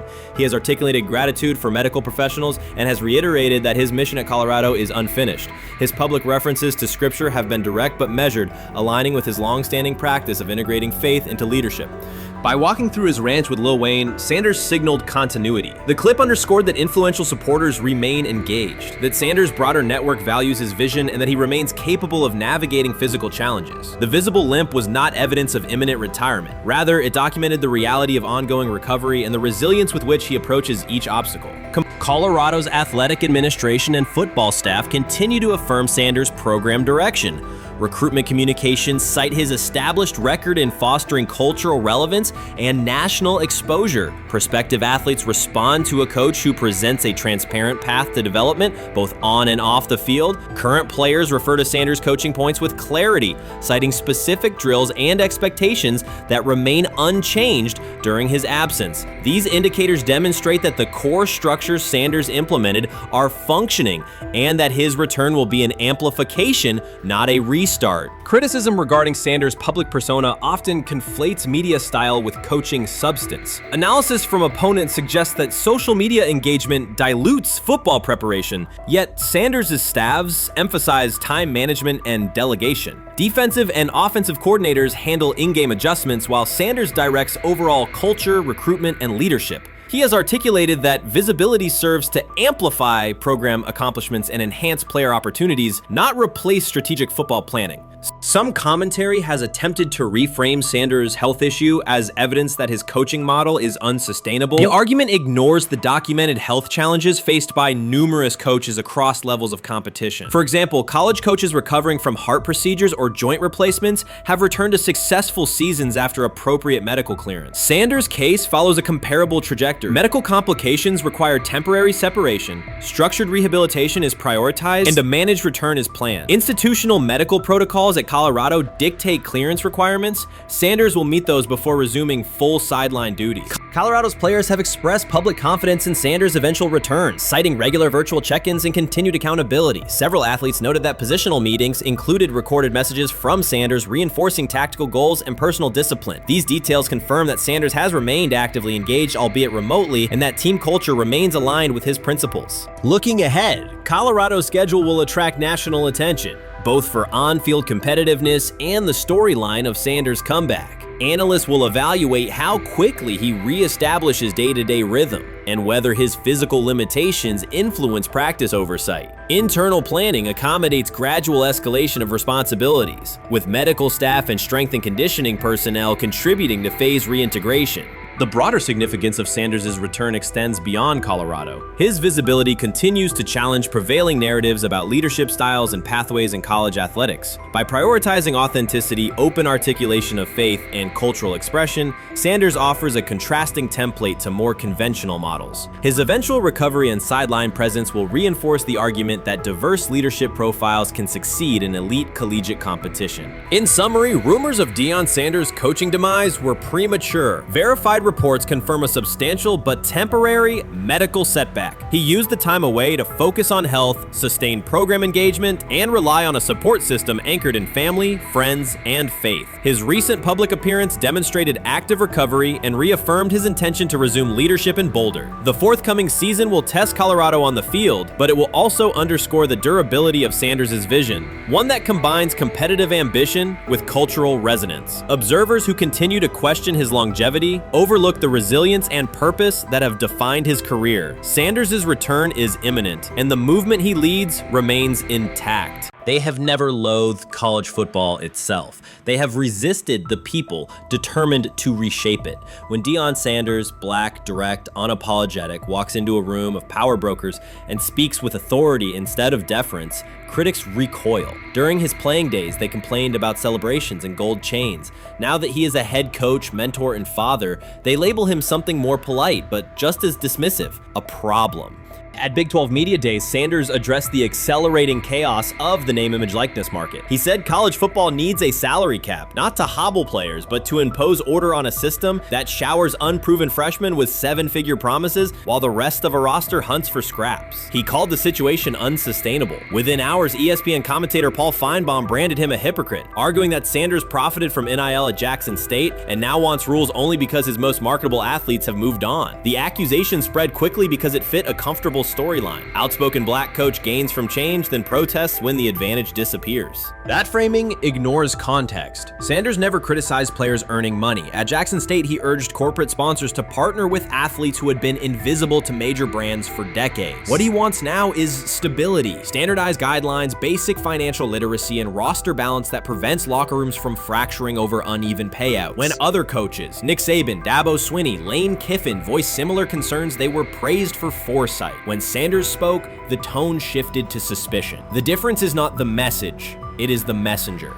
Feinbaum's response followed a familiar script. When black leaders question the structure of the sport, their motives are interrogated, their credibility attacked, and their competence doubted. He did not level the same charge at Jimbo Fisher when Fisher complained that NIL disturbed recruiting. He stayed silent when Kiffin lamented the transfer portal. But Sanders, who raised enrollment and television ratings at Jackson State, brought unprecedented attention to Colorado in one season and consistently mentors players beyond football, was called opportunistic. Feinbaum dismissed the cultural impact Sanders created, the exposure for historically black colleges, the draft picks developed, the infrastructure improved, reducing his work to a marketing stunt dependent on star sons Shedeur and Shiloh or two-way standout Travis Hunter. Sanders did not retaliate. He returned to practice, media obligations, and recruiting. His confidence is rooted in faith and in the responsibility he feels toward young athletes whose lives will extend decades beyond their highlight clips. When he asks for NIL boundaries, he is thinking about freshmen handed large sums without guidance, families unprepared for sudden wealth, and programs that abandon kids once production stalls. He has watched that cycle from the inside.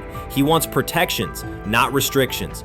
Critics predicted Colorado would fade once Shedeur and Hunter leave. Instead, Sanders signed blue-chip quarterback G.J. Lewis and a wave of transfers eager to join a program that values personal growth as much as on-field wins. Recruits see a coach who challenges the status quo, who places black culture at the program's center without apology, and who will remain visible when social media buzz cools. They recognize that Sanders does not chase attention, attention follows his results. Media outlets reduced the upcoming Buffaloes season to a win total prop. 6 victories, give or take. Sanders is playing a longer game. He wants to show young athletes, especially black athletes, that they can lead authentically, speak with conviction, and refuse to shrink for access. Success measured only by the scoreboard misses the point. If Sanders builds men who graduate with financial literacy, self-confidence, and community awareness, he will consider the mission successful, even if Colorado finishes with 5 wins instead of 10. None of that registers with commentators invested in an older hierarchy. For them, leadership should remain predictable, reserved posture, muted tone, minimal cultural expression. Sanders contradicts that image. The possibility that his methods could spread to other coaches, to other programs, threatens a model that has kept decision-making and revenue streams concentrated for generations.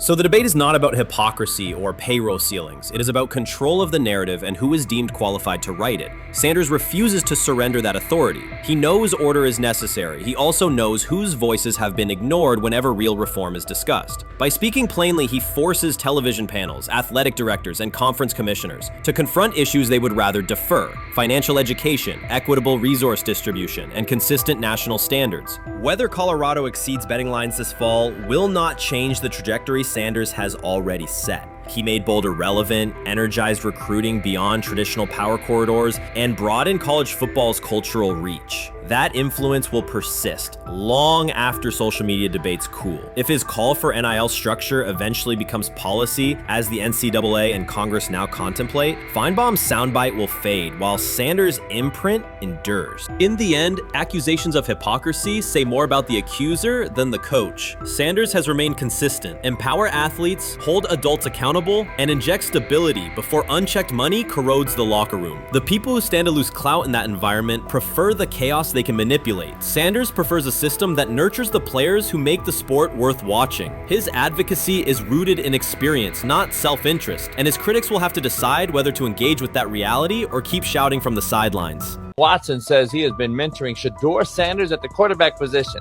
The biggest failure in the NFL is now mentoring quarterbacks. The most overpaid underdeliverer at the position is now mentoring 2 rookie QBs and a Super Bowl champ. So what exactly are you mentoring him at? You have had 24 civil lawsuits that you paid off to go away. And when you play, you are as ass as those massage therapists are, apparently.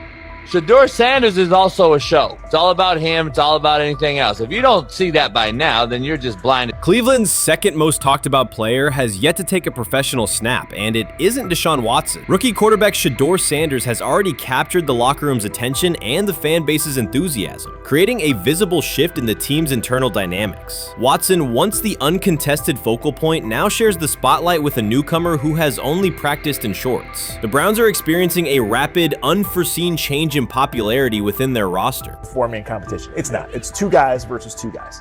It's the 2 older guys to be the starter. Yeah. It's the 2 younger guys to position themselves however it may be. Right. Show little improvement every single day.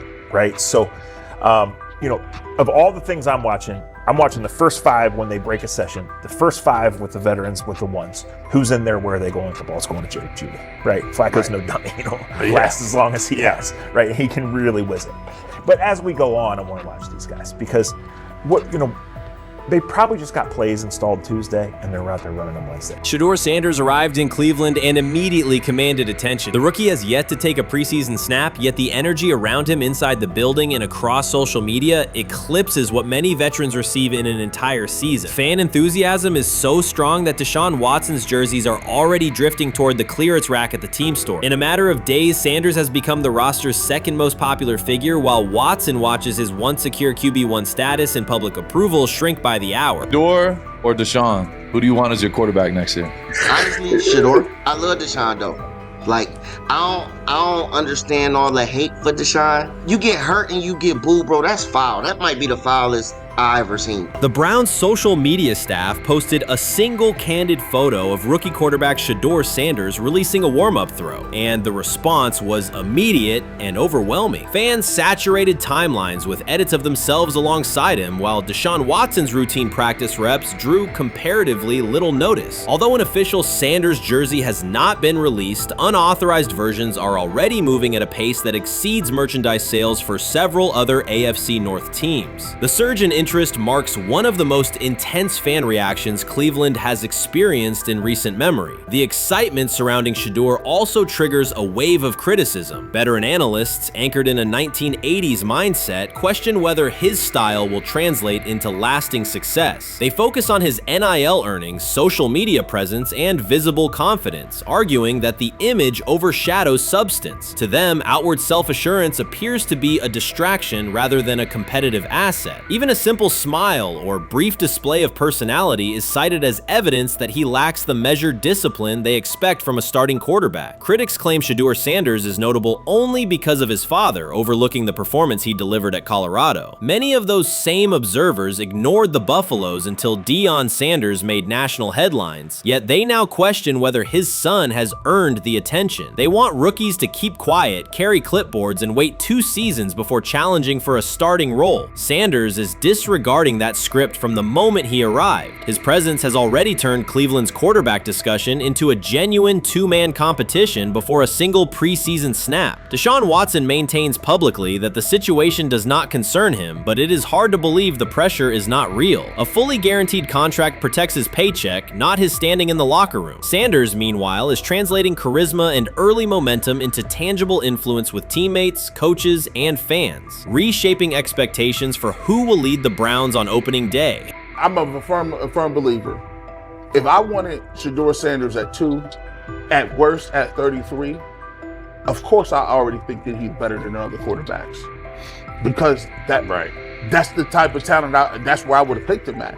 And if he was at 2 or 33, and he still had the same exact skill set, we would be talking about him starting and playing. Right. Well, there'd only be 3 quarterbacks. It'd be 3 not quarterbacks, 4. not 4. Yeah. But since he moved to the 5th round, that's cool. They might have to go along with it. But to me, I think if you ask who got the best tools, I'm going with Shedeur. Shedeur Sanders has not taken a single professional snap, yet discussion about him has split NFL social media into 2 camps. One side already argues he should start immediately. The other worries about what that means for veteran quarterbacks like Deshaun Watson. Reporters now line the perimeter of Browns camp, scrutinizing every inconsistency in Watson's spiral and every precise throw from Sanders during drills. Each well-placed pass is clipped, posted to TikTok, and captioned as evidence of a future QB1. Cleveland is no stranger to quarterback drama, but this situation is different. Rather than cycling through another unproven starter, the franchise is dealing with a rookie who entered with more polish, public attention, and perceived readiness than most first-year players. Fans chant Sanders' name before he has appeared in a preseason game, while the established starter works to maintain his relevance. The atmosphere is not yet a full controversy, it is a countdown. Traditional analysts insist on the importance of experience and respecting the process, yet Sanders is progressing on the timeline set by the supporters who already view him as the next leader of the offense.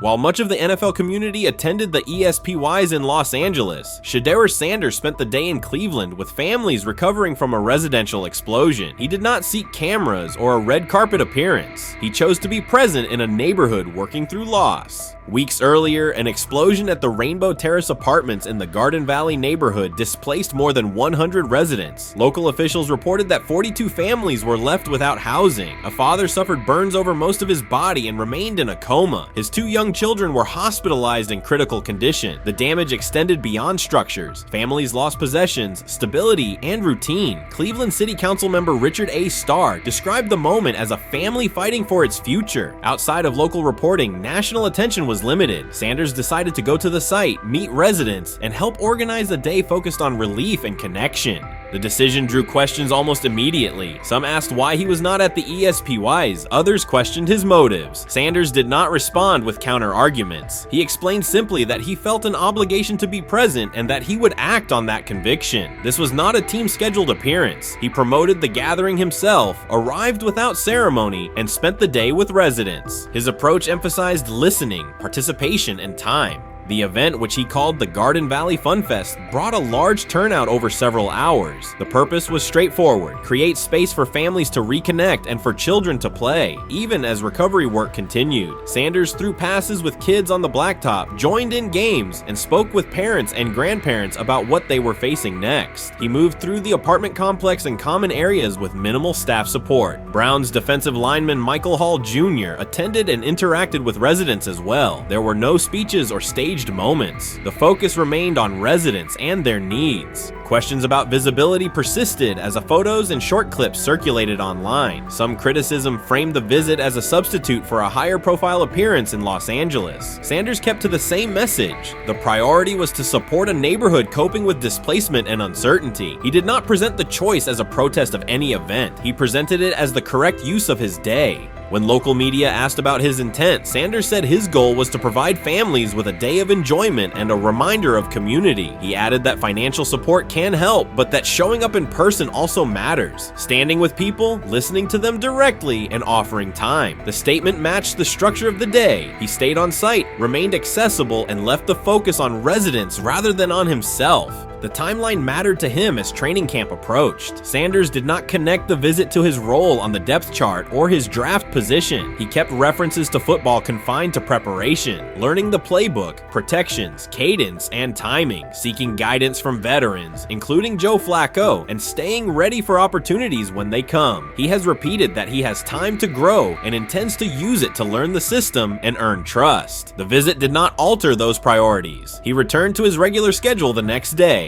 Since arriving in Cleveland, Sanders has treated community work as part of his responsibilities. Before his jersey went on sale, he visited schools, including John Marshall High School, speaking with students about goals, accountability, and effort. He set public objectives confidently, such as long-term aspirations for the franchise, but paired them with routine work in the building, meetings in stall, film, and on-field reps. The day at Rainbow Terrace fit that pattern. Identify a need, show up, contribute, and avoid unnecessary attention. For residents, the FunFest provided a brief reprieve from ongoing challenges: housing transitions, school logistics, medical appointments, and the paperwork that follows an emergency. For teammates and staff who observed, it was an example of a rookie investing time locally without seeking a headline. For Sanders, it reinforced how he plans to operate in Cleveland: be consistent, be present, and let action speak. The setting at Rainbow Terrace underscored the scale of recovery ahead. Families described the first weeks after the explosion: nights in temporary housing, efforts to replace clothing and essentials, coordination with agencies and community groups. Sanders moved from group to group, speaking with parents about their immediate needs, greeting elders who came to watch the activities, and encouraging kids who wanted to throw a football, run races, or take a photo. He kept the schedule flexible so residents could arrive and leave as they were able. Community partners and volunteers handled tables for supplies, simple games, and refreshments. There were no sponsor banners or organizational pitches. Residents organized as they usually do, checking on neighbors, guiding children, and sharing updates. Sanders' role was clear: participate, make time, and listen. The presence of a recognizable player brought energy, but the purpose remained practical: create a normal afternoon in a place that had not felt normal since the blast. Online reaction covered the full range of opinion. Some posts praised the decision and the event's tone. Others questioned why a rookie would skip a high visibility awards show. Sanders did not try to manage that conversation. He maintained the same explanation. He chose to spend the day where he believed he could be useful, and then he returned to his football schedule. The approach was consistent with how he addresses other topics: answer directly and move on to the next task. The same measured approach appears in his preparation for camp. Sanders has not asked for public guarantees about reps. He has focused on install recall, cadence, and protection IDs, route timing, and situational work. He has sought input from veterans, thanked teammates who have provided guidance, and spent time with receivers and linemen to align on communication.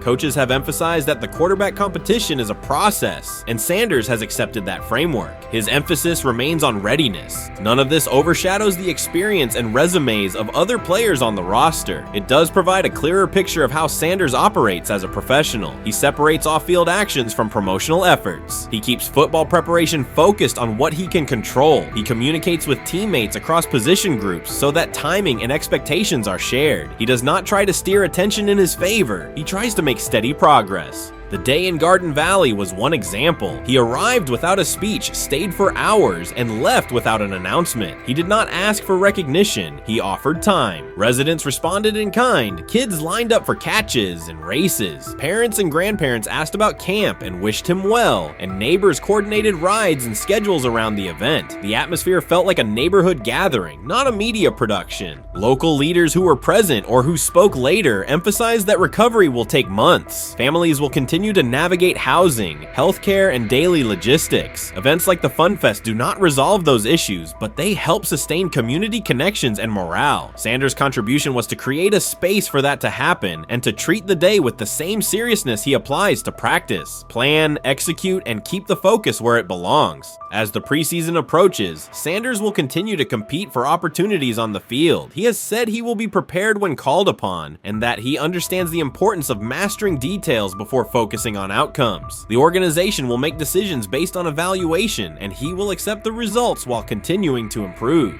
The off-field choices will remain consistent, identify needs in the city where he lives, and contribute in direct, practical ways. The core elements are simple. A neighborhood suffered a significant loss. Residents faced immediate and ongoing challenges. A rookie quarterback chose to spend a day there, without a press conference, without a schedule of talking points, and participate in a community-led event designed to give families a break and remind children that play still has a place. He provided presence, not a headline. He listened more than he spoke. He returned to work the next day. In a league and media environment that often prioritize visibility, Sanders made a different choice. He kept attention on people, not optics. He placed value on time spent in person rather than on appearances. He continued to build trust in the locker room and in the city through steady conduct rather than declarations. That approach, measured, direct, and consistent, will shape how he is viewed in Cleveland as much as any public statement could. The outcome of his football career will be decided on the field by installations learned, reads made, throws delivered, and games played. The outcome of his role in the community will be measured by smaller, quieter moments. Afternoons like the Fun Fest, school visits, and unannounced stops where listening matters more than being seen. For Cleveland residents at Rainbow Terrace, the takeaway from that day was straightforward. Someone who represents their team showed up, stayed, and participated without fanfare. For Sanders, it was the same.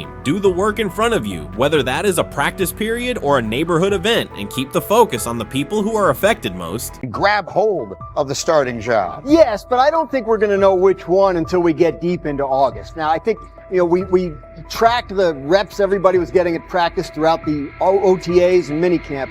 But when you talk to people there, they just want to make sure everybody got what they needed. And that, Kenny Pickett, we find out if he has the goods to be the starter. Joe Flacco, they back him off a little bit. He's 40. He may not need as much. The rookies, Shedeur Sanders and Dylan Gabriel, what do they need to learn to make the transition from the college game to the pro game? That's what the spring was about for the Browns quarterbacks. Now, Shedeur Sanders has moved from social media celebrity to on-field standout, and ESPN now lists him among its first-team candidates. Reactions are split. Some fans are impressed while others are skeptical. Whether this reflects Dion Sanders' long-term strategy or simply Shedeur's rapid development, the story is drawing widespread attention. Here's a look at what led to this moment. They never planned on taking him. The problem is, like Ocho Cinco said, you got somebody that has endeared himself to the locker room. And guess what? The difference between him and Tim Tebow, the biggest one, is he can play. He can throw the ball. Tim Tebow running around being an H-back. He can throw the ball. And he's done everything he needs to do. He ain't saying nothing. He ain't rocking the boat. He ain't mad about the reps. He ain't mad about none of that. All the people out there want to see is this, like Tyver said earlier. We want to see what he can do with Jerry Jeudy. Online reactions are sharply divided. Some fans strongly support Sanders, while others argue he is overrated. Traditional analysts cite statistics and claim his recognition comes mainly from his father's name. Sanders supporters are actively celebrating his rise and already predicting a future NFL career. Sports media outlets have made his candidacy a central topic of debate. The discussion now extends beyond statistics and victories to include his marketability, public image, and on-field presence. Sorry, is Shedeur Sanders going to get a chance to win this job? Do you believe he gets a legit shot to win this job?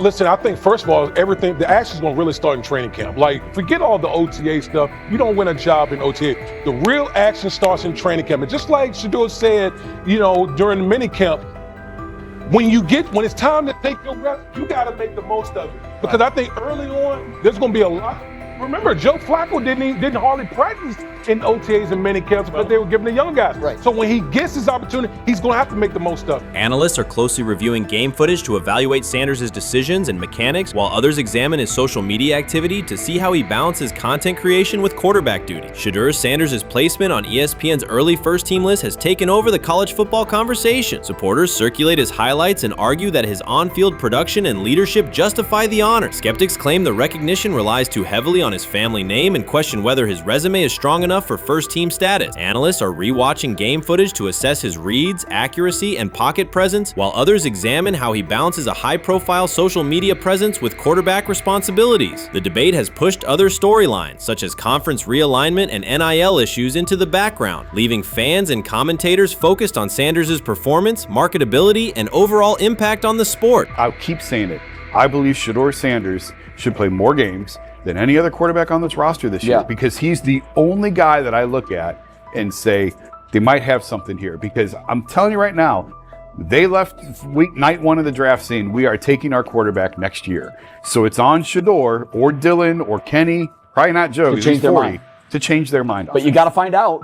You've got to find out. Opinions differ on whether Sanders is benefiting from his family name or simply showing real progress, but the attention is undeniable. Social media is flooded with edited images elevating him to legendary status. Critics argue the first-team nod is driven by hype and marketability, while supporters point to his flashes of strong arm talent, field vision, and decision-making. Regardless of motive, the announcement has dominated the football news cycle and intensified debate over how much of his rise is performance-based versus media-driven.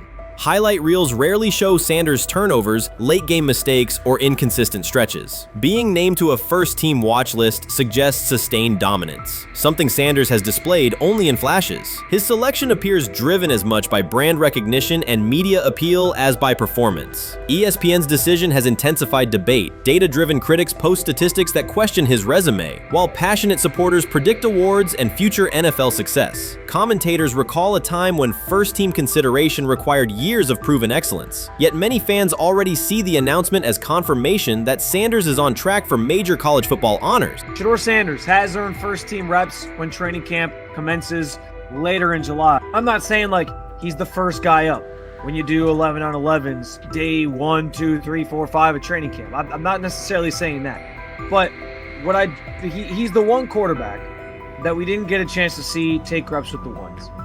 But I think Shedeur has a chance to like make this conversation interesting if he gets those reps with the ones and he has the same success that he did with the 2s, the 3s, and the 4s.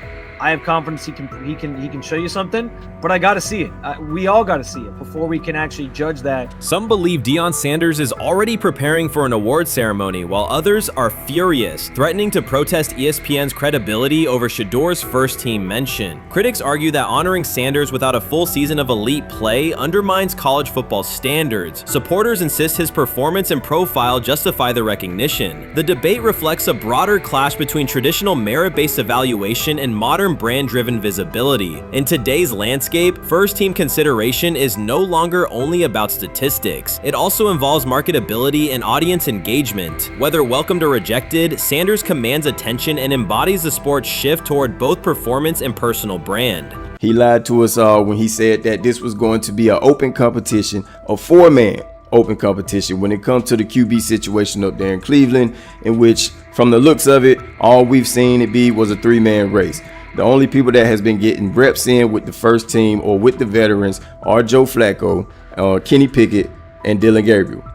We've never seen my boy Shedeur Sanders get a chance to get in. Even with him doing the things that he has been doing up there, he has yet to get in with the... Shedeur Sanders was caught off guard by Coach Kevin Stefanski's recent remarks, which have sparked talk of bringing in another starting quarterback. Commentators are debating whether Stefanski's comments reflect eroding confidence in Sanders or a brief lapse in judgment, but the rookie now faces intensified scrutiny over his role. The Browns, we got an analyst that says that Shedeur Sanders should have some kind of a ban?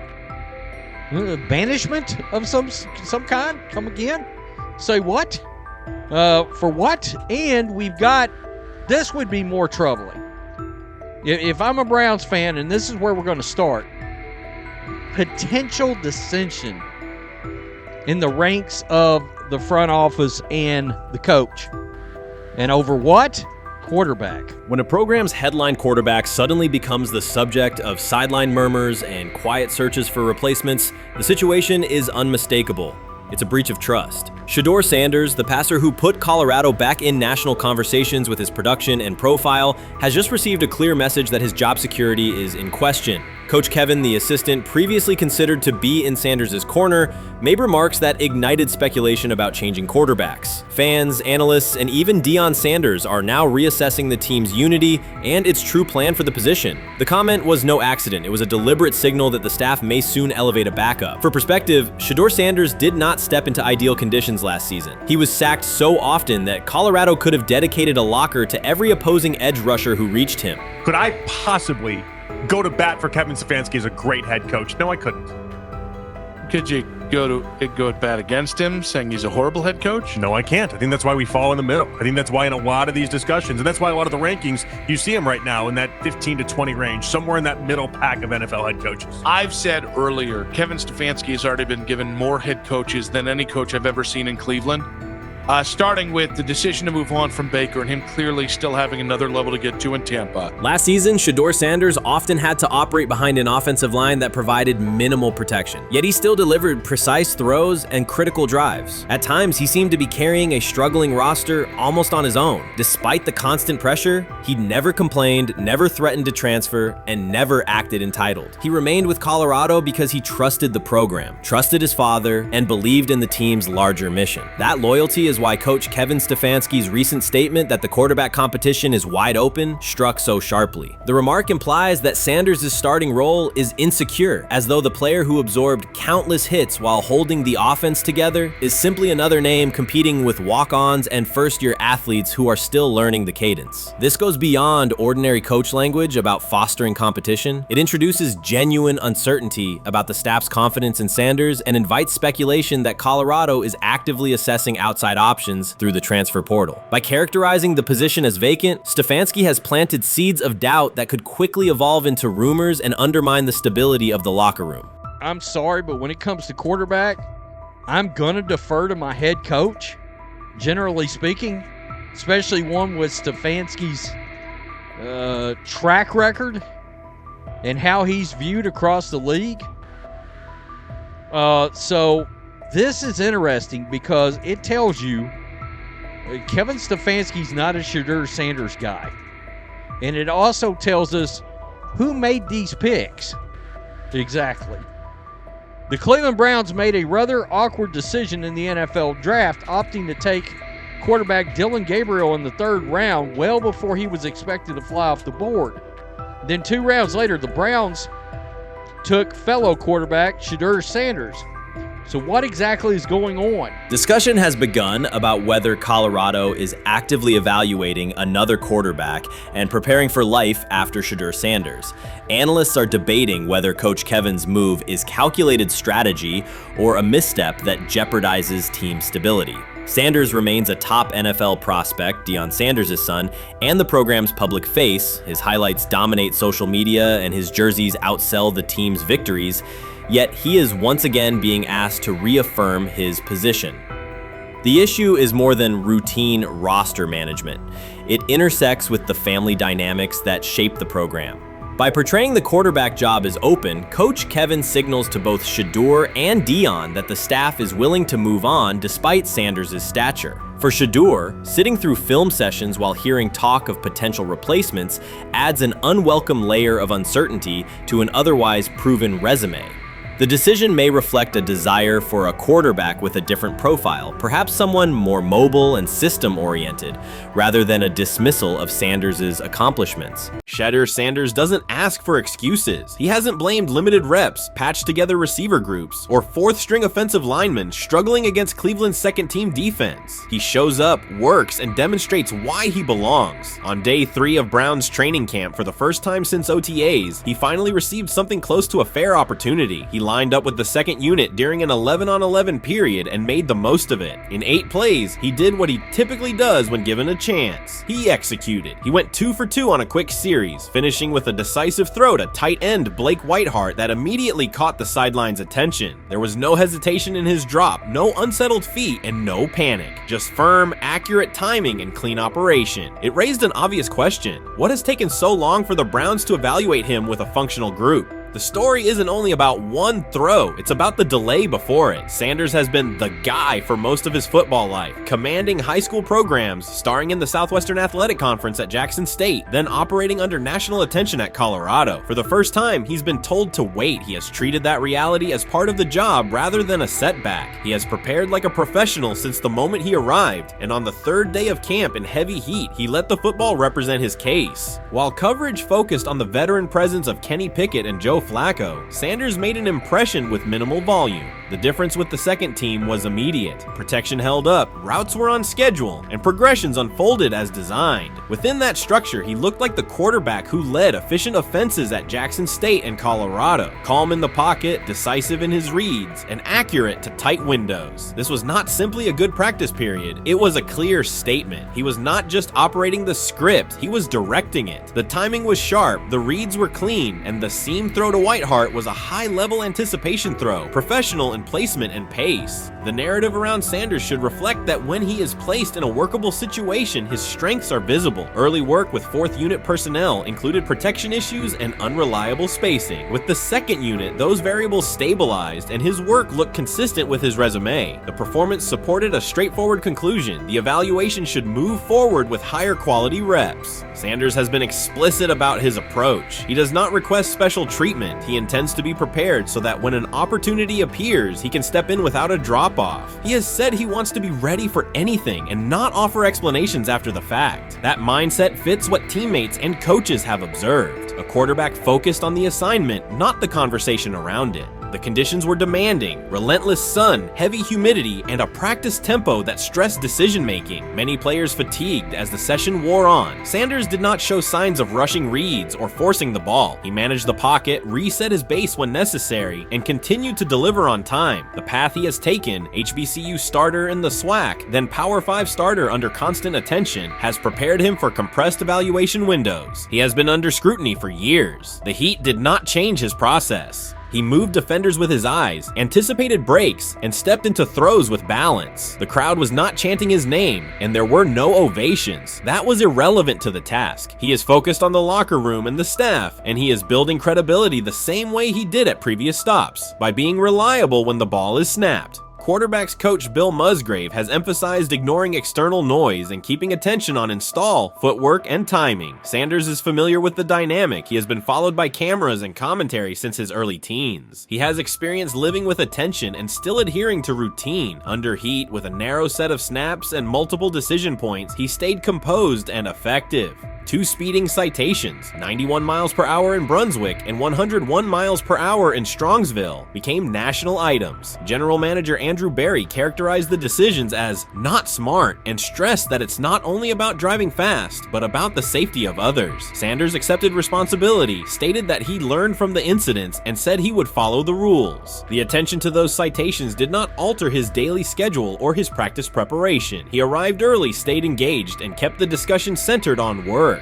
Away from the field, he spent time at Rainbow Terrace in Cleveland after a significant apartment fire, distributing supplies and checking on families affected by the incident. There was no formal media rollout around the visit. It was an instance of direct engagement with the community without publicity attached to it. That reflects the same approach he shows inside the building. Do the work first. Sanders treats each rep as if it might be his last for the day and his only chance to show a specific element on tape. He prepares for protections, cadence variations, route adjustments, and timing with a level of detail that compresses the learning curve. When he is not under center, he studies coverages from the sideline, charts plays, and reviews video before and after practice. He writes down the next day's calls so he can anticipate checks. He has referenced using virtual simulation tools to replicate snaps he does not receive physically. That is not a passive stance, it is an active attempt to reduce the distance between classroom and field. He is building relationships across the roster, not just with projected starters. He communicates with defensive backs to understand what they see and how they react to certain stems. He spends time with offensive linemen to align on cadence and protection calls. He connects with newer players away from the facility so that communication improves in practice. That is practical leadership, consistent, low visibility work that becomes obvious when the ball is snapped and the operation is smooth.